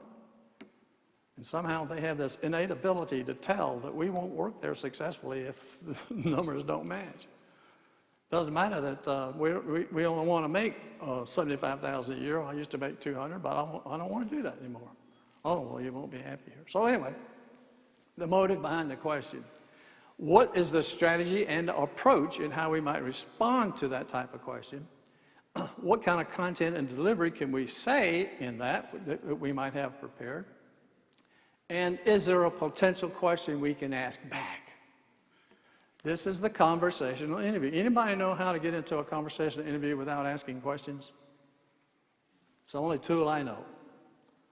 So we want to ask questions, and we want to ask them through the interview. Don't want to save them up to the end. All right? So what's the question?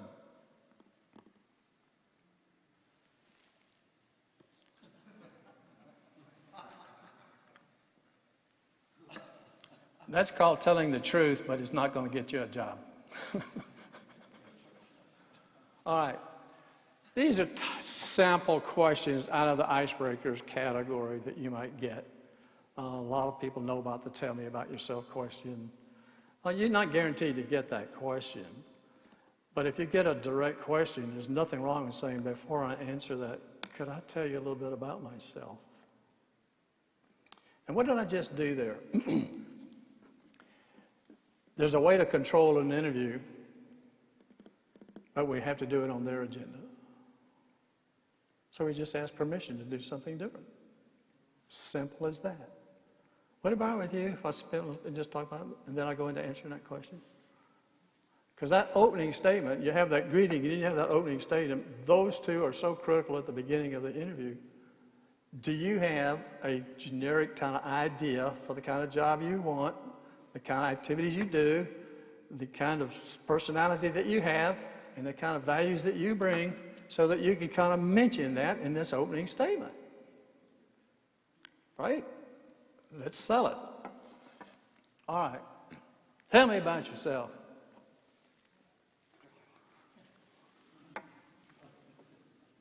All right. Daggum parents are so unforgiving.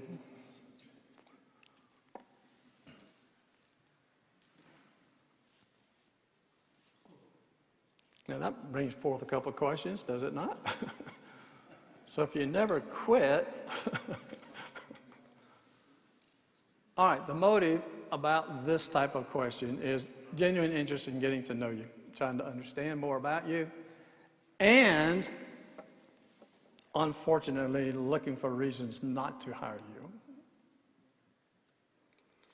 you. If you're a referral and you're asked to come in for an interview and you're a referral, where do you think you stand? It's yours to lose. They already have a positive thing about you. Plus, they don't have to go digging through resumes and try to figure it out and match keywords and all this stuff for the ATS and all that sort of thing. Somebody, oh, this is such an easier path for me, so that's great. So we're already in a very, very positive light if we have the referral. Might want to get some referrals, right? See my informational interviewing presentation. All right. The 90-second resume. I think I ought to make it 60 now because our attention span is quite a bit less. It used to be 2 minutes, so this has got to be short. Now, I had an outline in the handout that I give, and I have a video that goes over everything in the handout from the workshop. And I had a person call me and said, how'd the interview go? He said, I did your opening statement. It took me 18 and a half minutes. Well, there's a leadership principle I have that says if your people don't do what you expect them to do, it's your fault. So I take the blame for that. I said, okay, I screwed up. So now in the handout, in brackets, it says 90 seconds. And I went to go to 18 minutes to answer a question. Can you imagine that? What's the attention span online versus in person? Online is longer, shorter, what? Much shorter, right? And particularly when we don't have to show our picture, we just, we don't engage, we don't get involved, we just turn it on, just listen, working on your phone, doing something else, eating, whatever. All right, the 90-second resume. So here's a suggested outline about how to answer, tell me about yourself, all within 90 seconds. I'd love to know how you got into your career. I'd like it in 2-3 sentences max. When I was in college, I took a summer job. They put a computer across the hall, and I've been in information technology ever since. And I love focusing on the customer services side of IT, where I can help people get the information they need, not where the computer's telling them what to do, but where the computer helps them make the decision they want.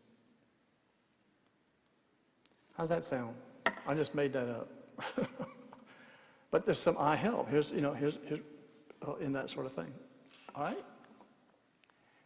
With my experience and I'll mention 2 or 3 experiences, I can help you achieve what? So if I'm in customer service, and I said, with my customer service skills and my customer service focus and my attention to detail, and that's the next bullet that's coming up, but I combine them together, so I'll put them both up there. But that and my experience in working with customers, I've turned 3 customers around that we were about to lose $100,000 worth of business. How's that sound? Well, really? How'd you do that? I didn't tell the story because they didn't ask me for one. So that's the greeting. Tell me about yourself.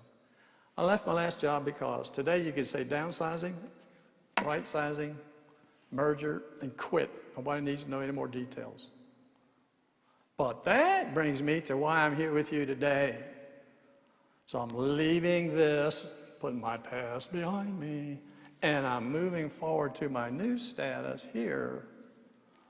And I'm going to give you 2 reasons why this is the job that I really like with a value in it. And here are at least two reasons why this is the company for me. Anybody familiar with Amazon's 16 leadership principles? If you're going to interview with Amazon, now Toyota and Amazon have fantastic sites. They tell you what to do to get hired. They sell the company. Before you ever get to the career page, they're telling you all the good things. They got people talking, and there's your informational interviews right there on the web. It's amazing. If you don't know those leadership principles, know something about them and can talk to them, you're not going to get hired at Amazon. All right. 2 or 3 reasons why I want to work for the company. And now a transition statement. Now, now that I've told you something about myself, I'm really interested in this position, and I want to ask you a question. So what are these 2 questions? What type of question is question A? The I am, I do, I help model. What kind is it? How can I help you?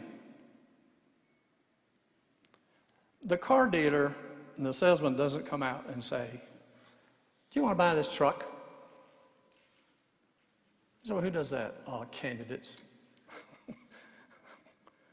They don't do that. They say, what are you looking for? How can I help you? The department store clerk, how can I help you? What is it I can do to help you? Anybody in sales? You live that life every day, right? Anything you're going to sell, you got to find out what the needs are, what's going on, what's happening. Question 2, is an I am question. So I saw several characteristics you mentioned in the job description. What are the top 3 you think for a person to be successful in this role? Now, I'm not asking questions to get data. I'm asking questions. We're going to talk about these things. Which one would you like me to talk about first? And in my content preparation, since I've been through the job description and everything, I can talk about every single one of those. How are we doing so far?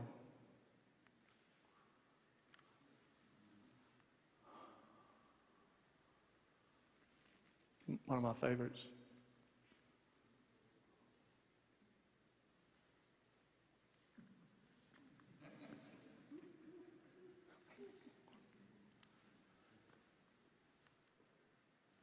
Strengths. So this is the I am side of things. What are your strengths? What do you do? Now there's 2 sets of strengths. There's the hard skill strengths and there's the soft skill strengths. Most of the time when I'm talking about strengths here now, I'm going to talk about the soft skill strengths. What is it that I'm able to do really well? And does it match the job? Is it relevant to the job? So these are some of the different questions that you can get for that type of question. I look at a job description that says must have good interpersonal skills. Well, here's 87. I wonder which ones they're talking about, right? What do you think that question, why are they asking you, say, well, tell me about your interpersonal skills? What are they looking for? Right. I was interviewing a guy, in fact, it was last Wednesday, I think, on the pit crew. He said, well, I prefer working independently, but I can work with a team. It's okay. Guess what the job description says? Usually works independently, but can work with a team. Duh. Right? But that's him. That's the way he liked to work, too. So that fit. I don't know if you can read that one.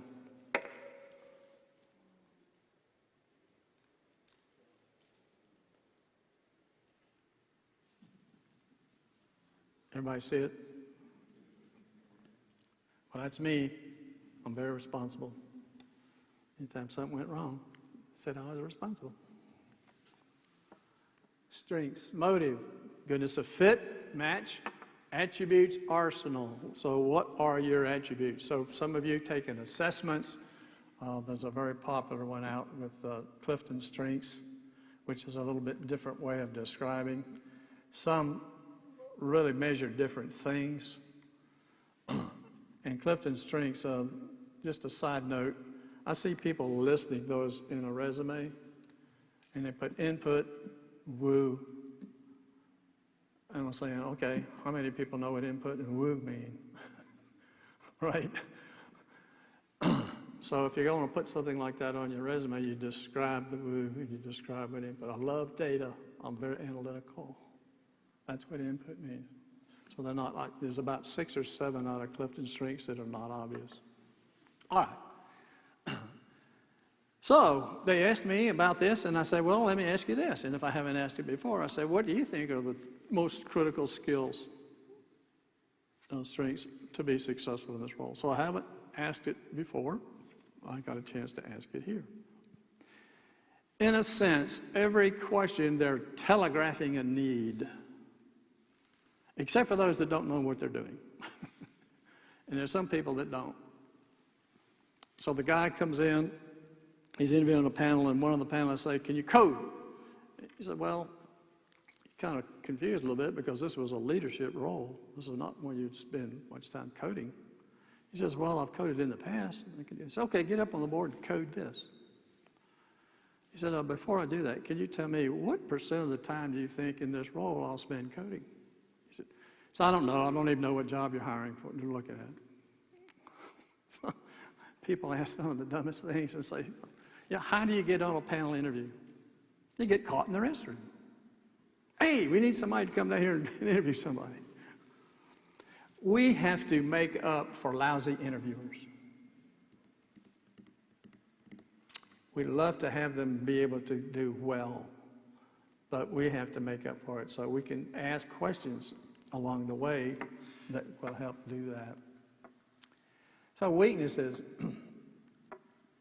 what's the motive behind it? Still goodness of fit. The approach is always do a short negative on a weakness or a mistake or a failure. Okay, these are the tough ones. What's your biggest failure? If you're not prepared for something like that, how are you going to answer that? But there's an approach to it that I recommend that we use for the questions like that. Is number one, we're going to tell the truth, but not the awful truth. We don't have to say, okay, some people are so open and so honest and so, I want to tell you everything. They just give you the whole ball of wax. And I said, I know what you're doing, but you're not going to get hired because you're spending all the time selling the negative. And we don't want to spend much time doing that. So when I go to Kroger, I forget my coupons. That's my negative. And I'm done. I'm done with the negative. Okay? I'm done. So what I do is I put the coupons in the glove box and they're always with me. Now that's the truth. But you want to know the whole truth? I forget to take them out of the glove box when I get to the store. And then when I get in the store, I forget to give them to the cashier. When I got back in the car, I looked at them and said, well, they're expired anyway. So there's the whole truth. We don't have to tell the whole truth. We can just tell the pertinent part. So what are some of the things we do? We don't want to pick something that's a significant business impact in that negative if we get to choose something. So it's a nit. We can ignore plural for negative questions. We don't have to answer and give them a whole list. So I asked the guy, what are some of your recent mistakes? He said, well, one was this, and one was this, and one was this, and one was this. Okay, stop. Give them one, stop. Turn it into a positive. If they want more, make them ask for it. Most of the time, they won't. They won't go any further. They won't do anything. So you don't need to do that.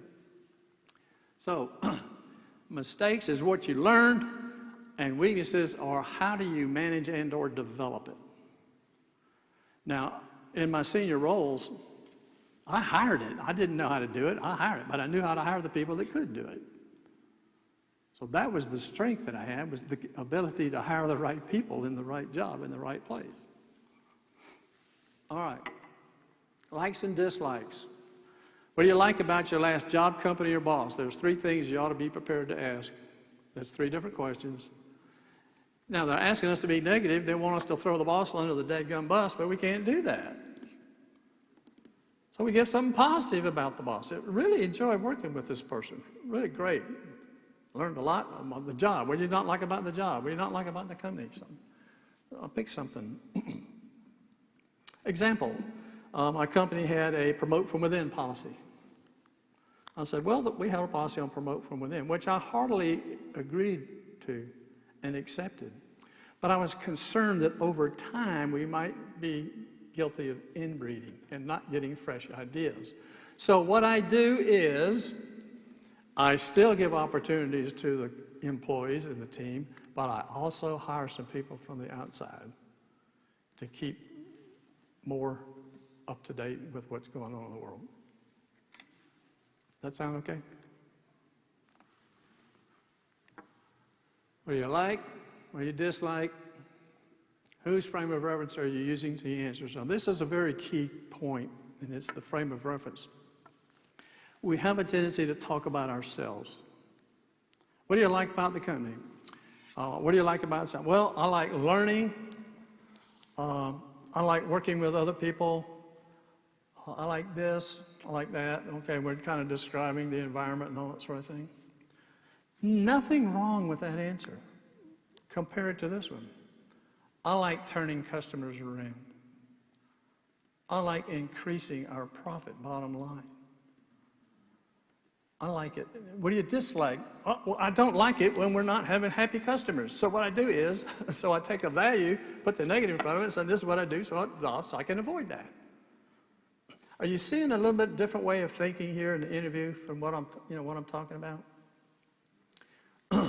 It's all in this, I'm selling these 3 things. How do I do that? How can it be effective to do it? There's turning a customer. All right, money. Anybody here fear the salary question? Nobody fears it. You're ready. You're prepared. You've done your homework. Well, we can skip this part.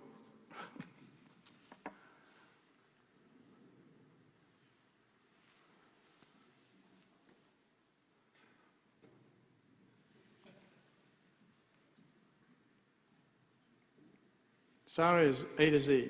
The Walt Glass law of ranges.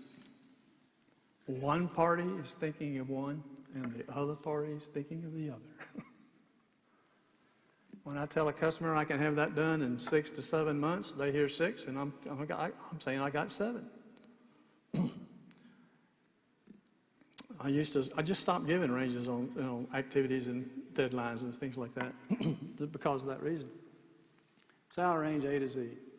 That means we'll get A to start. Competitive salary.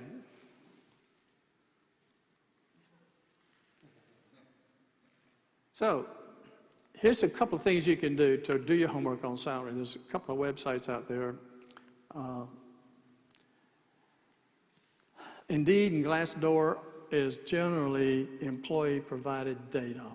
It is a data point that you might be able to find, and some job descriptions have salaries listed on them, particularly if they're government or oriented jobs. But where can you go to get real data? So I have some websites that you can look at, and you can do a search on Google. You might want to take a note. Salary for a job in city, state. And it comes up with multiple databases, information about salaries and jobs. The key point is know the source of the data. Whatever site you go to, look and see where did they get this data. Now, BLS.gov, Bureau of Labor Statistics, and salary.com are two free sites that give company data. One of the problems with it is things have changed so rapidly in the last year, their data is not 100% accurate, all right? But BLS will tell you this job, this industry, this location, and various levels of experience, and give ranges on that. So when you go in, you got an idea what the heck in that market's paying. How many times have I heard, well, I'm just looking for a fair market value. I'm sure we can come to an agreement later on. So I'll have, you know, that's not going to help us with a salary question at all. If they're asking us what our salary expectations are and we don't give it to them, we hack them off. However, we can try to not hack them off, but not answer it too. All right? So look at those sites. There's 3 questions that I pay attention to in the workshop. What would you require? What were you making? And what's your minimum? But the strategy for this is, where are you in the process? As always with every question. But for money, what's the motive? Early on, it's elimination. It's a knockout question, right? So when the recruiter, have you gotten a call from a recruiter and said, hi, this is Walt Glass, I got an interesting job for you. What are your salary requirements? What were you making in your last position? You don't know anything, and they just throw that out to you, right? And so without knowing anything, you have 2 choices in answering a question in the strategy. So we can repel and nail, or we can respond and nail. Repelling says, I don't want to answer the question. But we can't use that, because I've had people say, I don't want to answer that now, I want to wait till later. Well, what's the interviewer thinking? I want to talk about it now, that's why I'm asking it now. And so you're telling me you don't want to do it. So that's a pretty strong negative.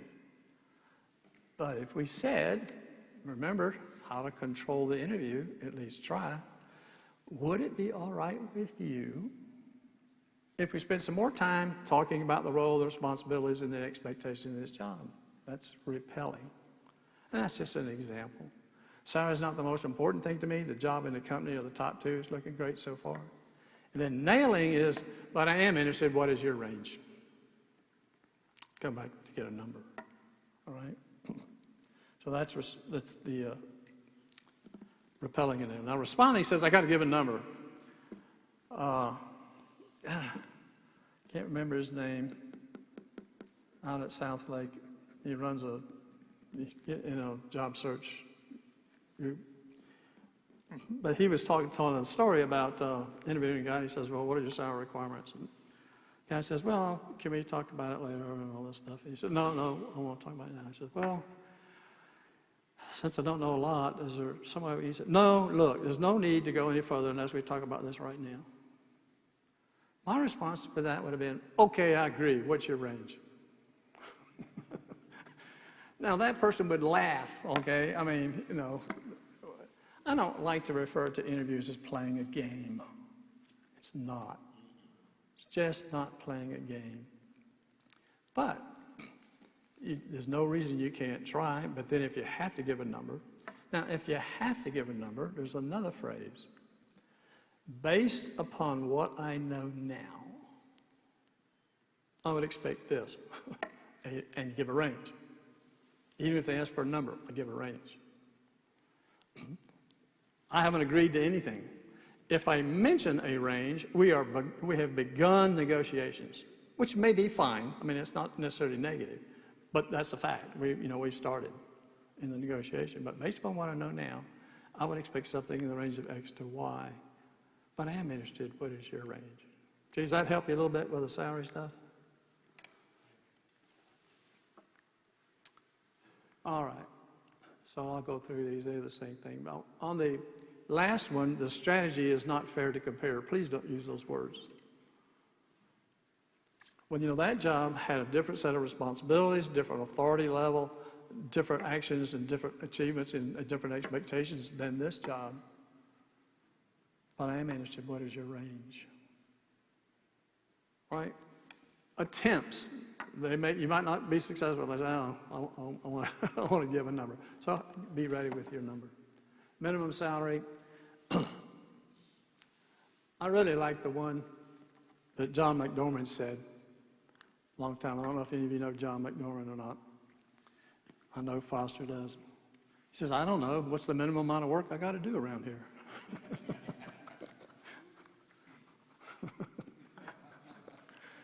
So, kind of a little humor there.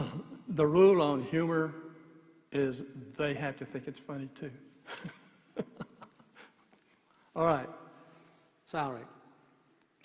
The offer evaluation template. I have some handouts. I've got about 5 of them that you can have access to. They're in a zip file. You give them in the back. But when you're going to negotiate your salary, are you prepared? Here's a handout that goes through about 50 different aspects of salary, and it's the non-dollars, it's everything. It's paid time off, it's vacation, it's all these things, maybe a car, whatever it is, all right? And what's the value of that to you? And what do you really want? What's the priority of the things? What's most important? So that you know what to negotiate and what to do when you get to that point. What is important to you? You've heard about maybe you can get a bonus and, negotiate a bonus in a job.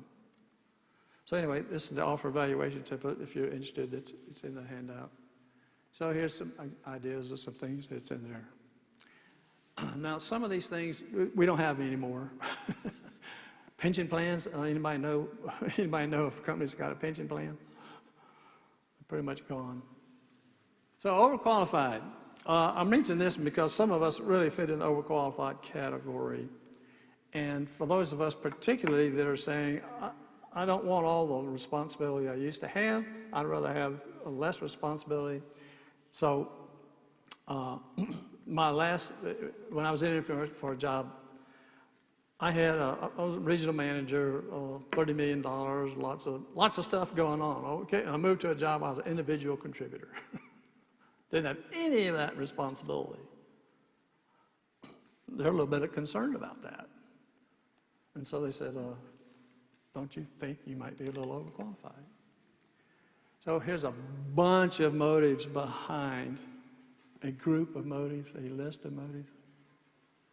I guess bananas come in bunches, but what happened? But the main one is that you won't be happy here, and you'll leave. And they do not want to invest any effort, money, resources to get you in there just to have you leave. This question, you must answer the motive or you're dead. You can answer it, but you also got to include answering the motive.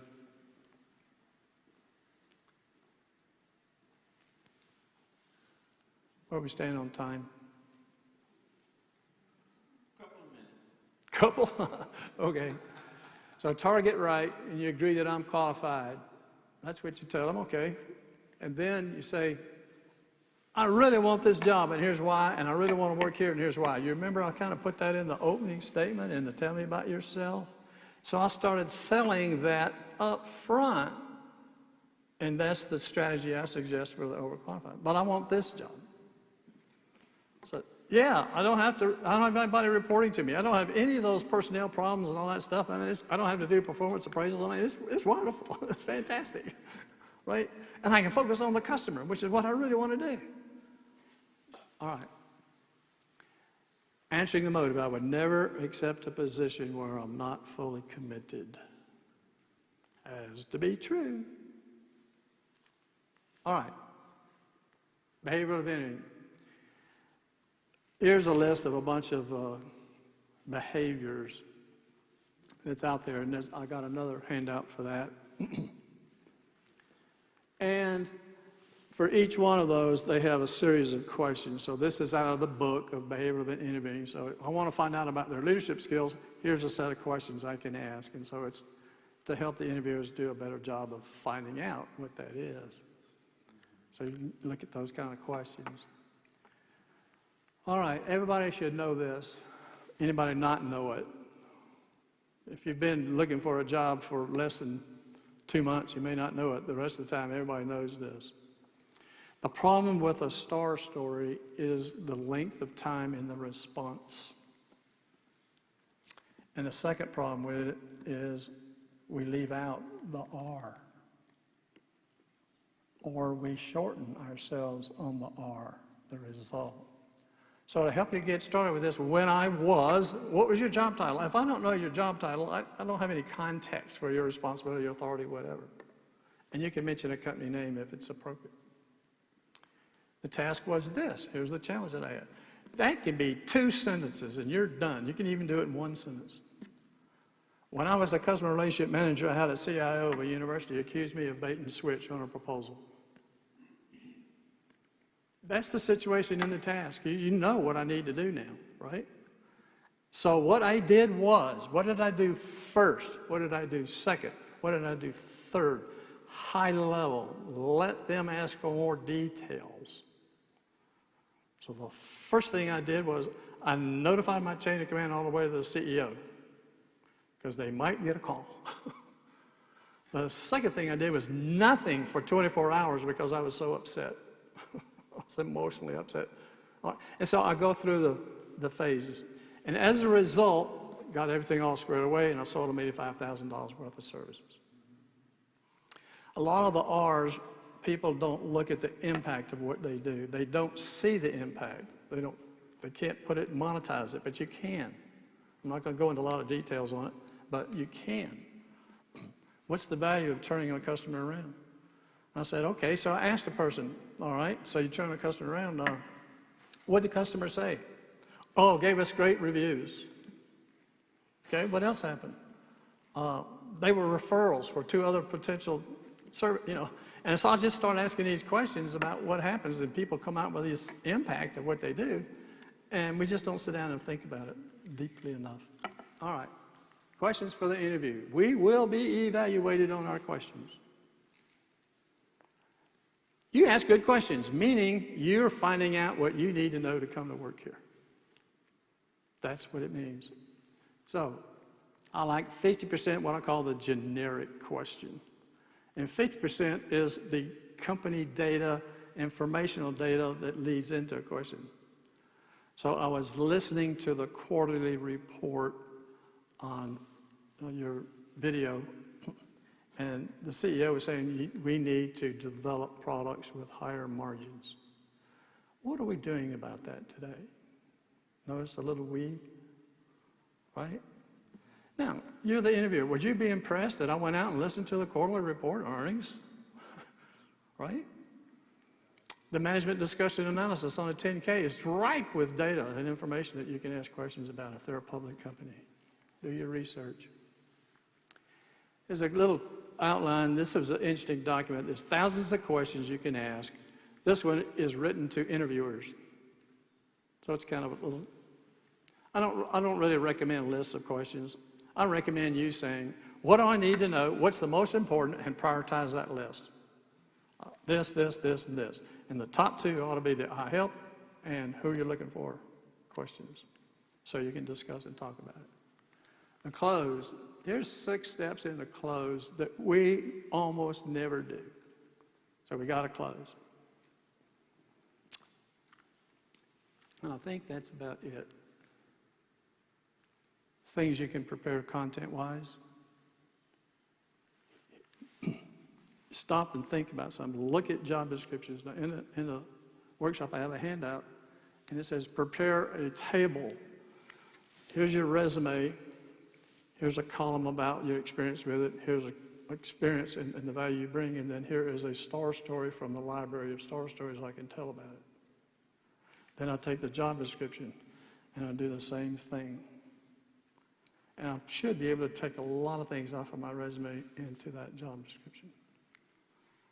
Some work involved in this. Preparation is going to make the difference. Okay. Any irrelevant questions? Yes. I'm going back to the salary situation. As a hiring manager, I had a budget. So as I'm interviewing you, I'm probably going to bring up the range early in the conversation because I know what my budget is and I know how much wiggle room I have. Right. And I worked for 2 companies in which I took over a unit in which the people were outrageously paid. And I know if they went on the market, they'd never be able to replace that salary. So it doesn't matter to me what you made in your last job.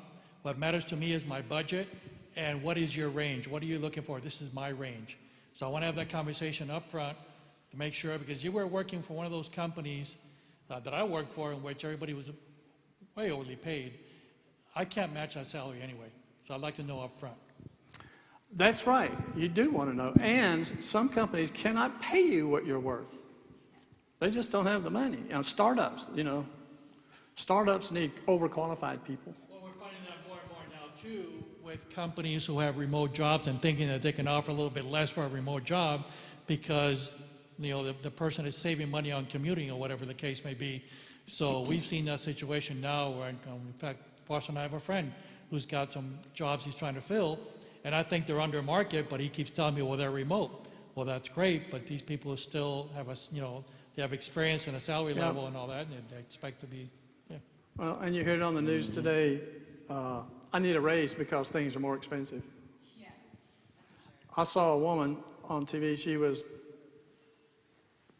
out in front of McDonald's, I think, and she was saying, we can't live off of this. We need higher money. You can't make a living off of this job. I said, well, if you want to buy a hamburger for $18, we can give you a raise. I've got a video if we got a little time to show it. Do we? That's a John thing. Do we have time? How long is the video? How long is the video? About 2 minutes, I think. Yeah, we can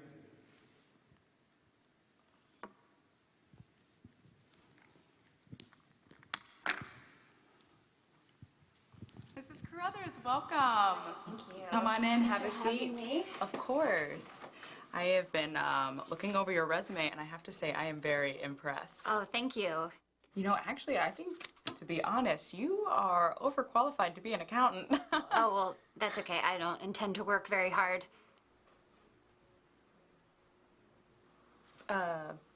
Really? Absolutely. In fact, I only intend to show up when I feel like it, which is good because I have a wide variety of extremely annoying personal habits and absolutely no sense of hygiene. Oh. Then I don't feel like you're then the correct person for this position. That's okay. I quit. Yeah, but you can't quit. You don't work here. Like I would ever work here. like we would ever hire you. Oh, yeah? Yeah. And even if you did work here, I would even give you the opportunity to quit because I would fire you. Well, you can't fire me because I don't work here. That's right. You don't, and I would can your ass so quick. Prove it. Okay. You've got the job. Thank you. You're welcome. And now it is my pleasure to inform you that I quit. you can't quit. I fired you. No, it's too late. I don't work here anymore. Fine, let's try this again. You've got the job and now you're fired. No, you offered me the job, but I never accepted. Look, I've already worked for you. It's very tedious. And now you want me back. I think it's a regressive career move. Okay, what can we do to get you to come work for us? A raise. A raise. $200 an hour. $200 an hour. Okay, prorated to the 10 seconds you're gonna be working here, so 12 cents. And this time I promise I won't quit. You promise you won't quit. You promise you'll let me fire you. If you still want to. Oh, I'm sure I'm going to want to. So we have a deal? Not yet. I've already been an accountant here. I feel like I've outgrown the position. I want something higher. How about junior vice president? Junior vice president. $200 an hour, or 12 cents, whichever comes first, and you promise not to quit before I have the opportunity to fire you. That's correct. Great. We've got the job. I accept. Great. Now you're fired. Oh, you can't fire me. I'm junior vice president. I'm your boss. Well, that doesn't make sense. And as your boss, I regret that I have to fire you. Why are you firing me? Well, I can't help but notice as head of personnel, you've been hiring some very strange people lately at $200 an hour for me. What am I supposed to do without a job? Well, we do have a new position opening up in head of personnel. Do you have any experience?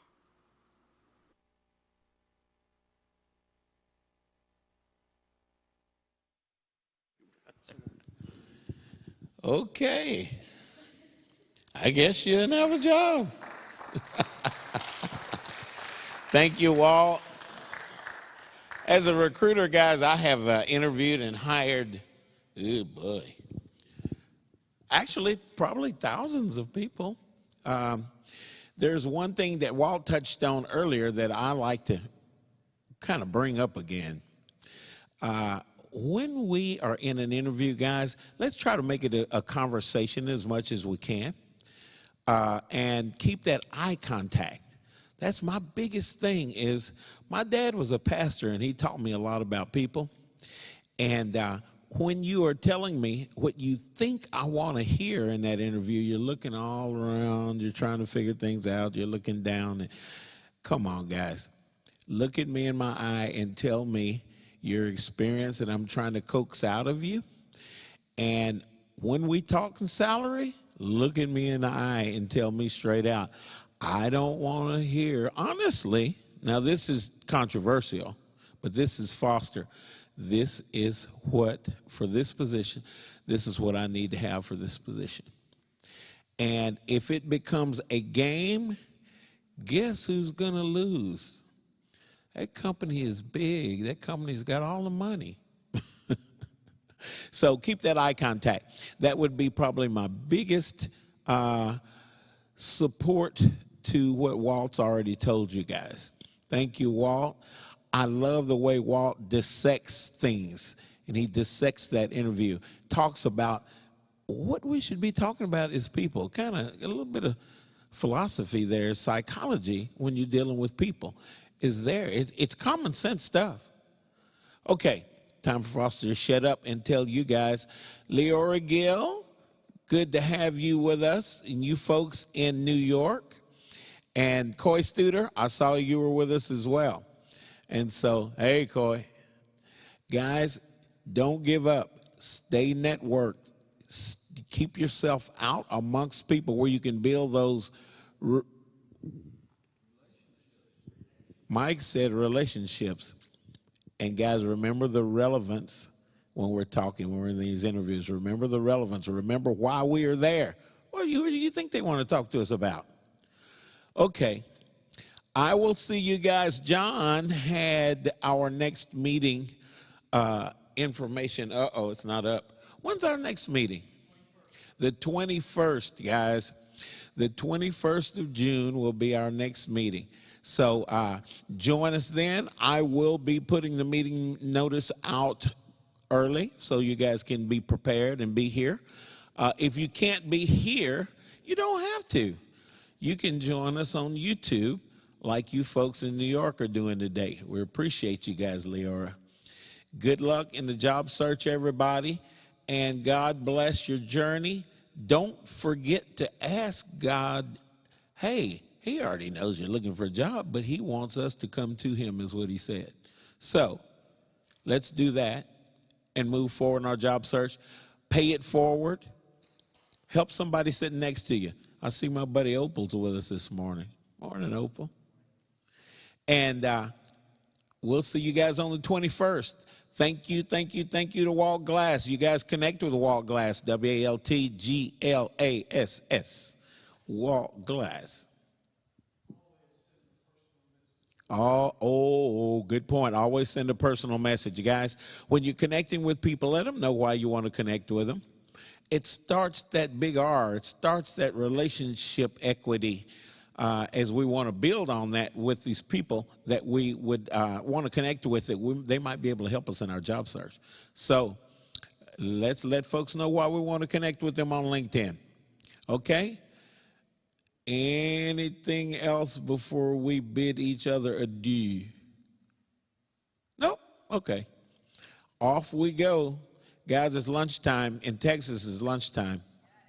You folks in California, you still got a couple hours maybe. I don't know. We'll see. You are in control of that. Thank you, guys.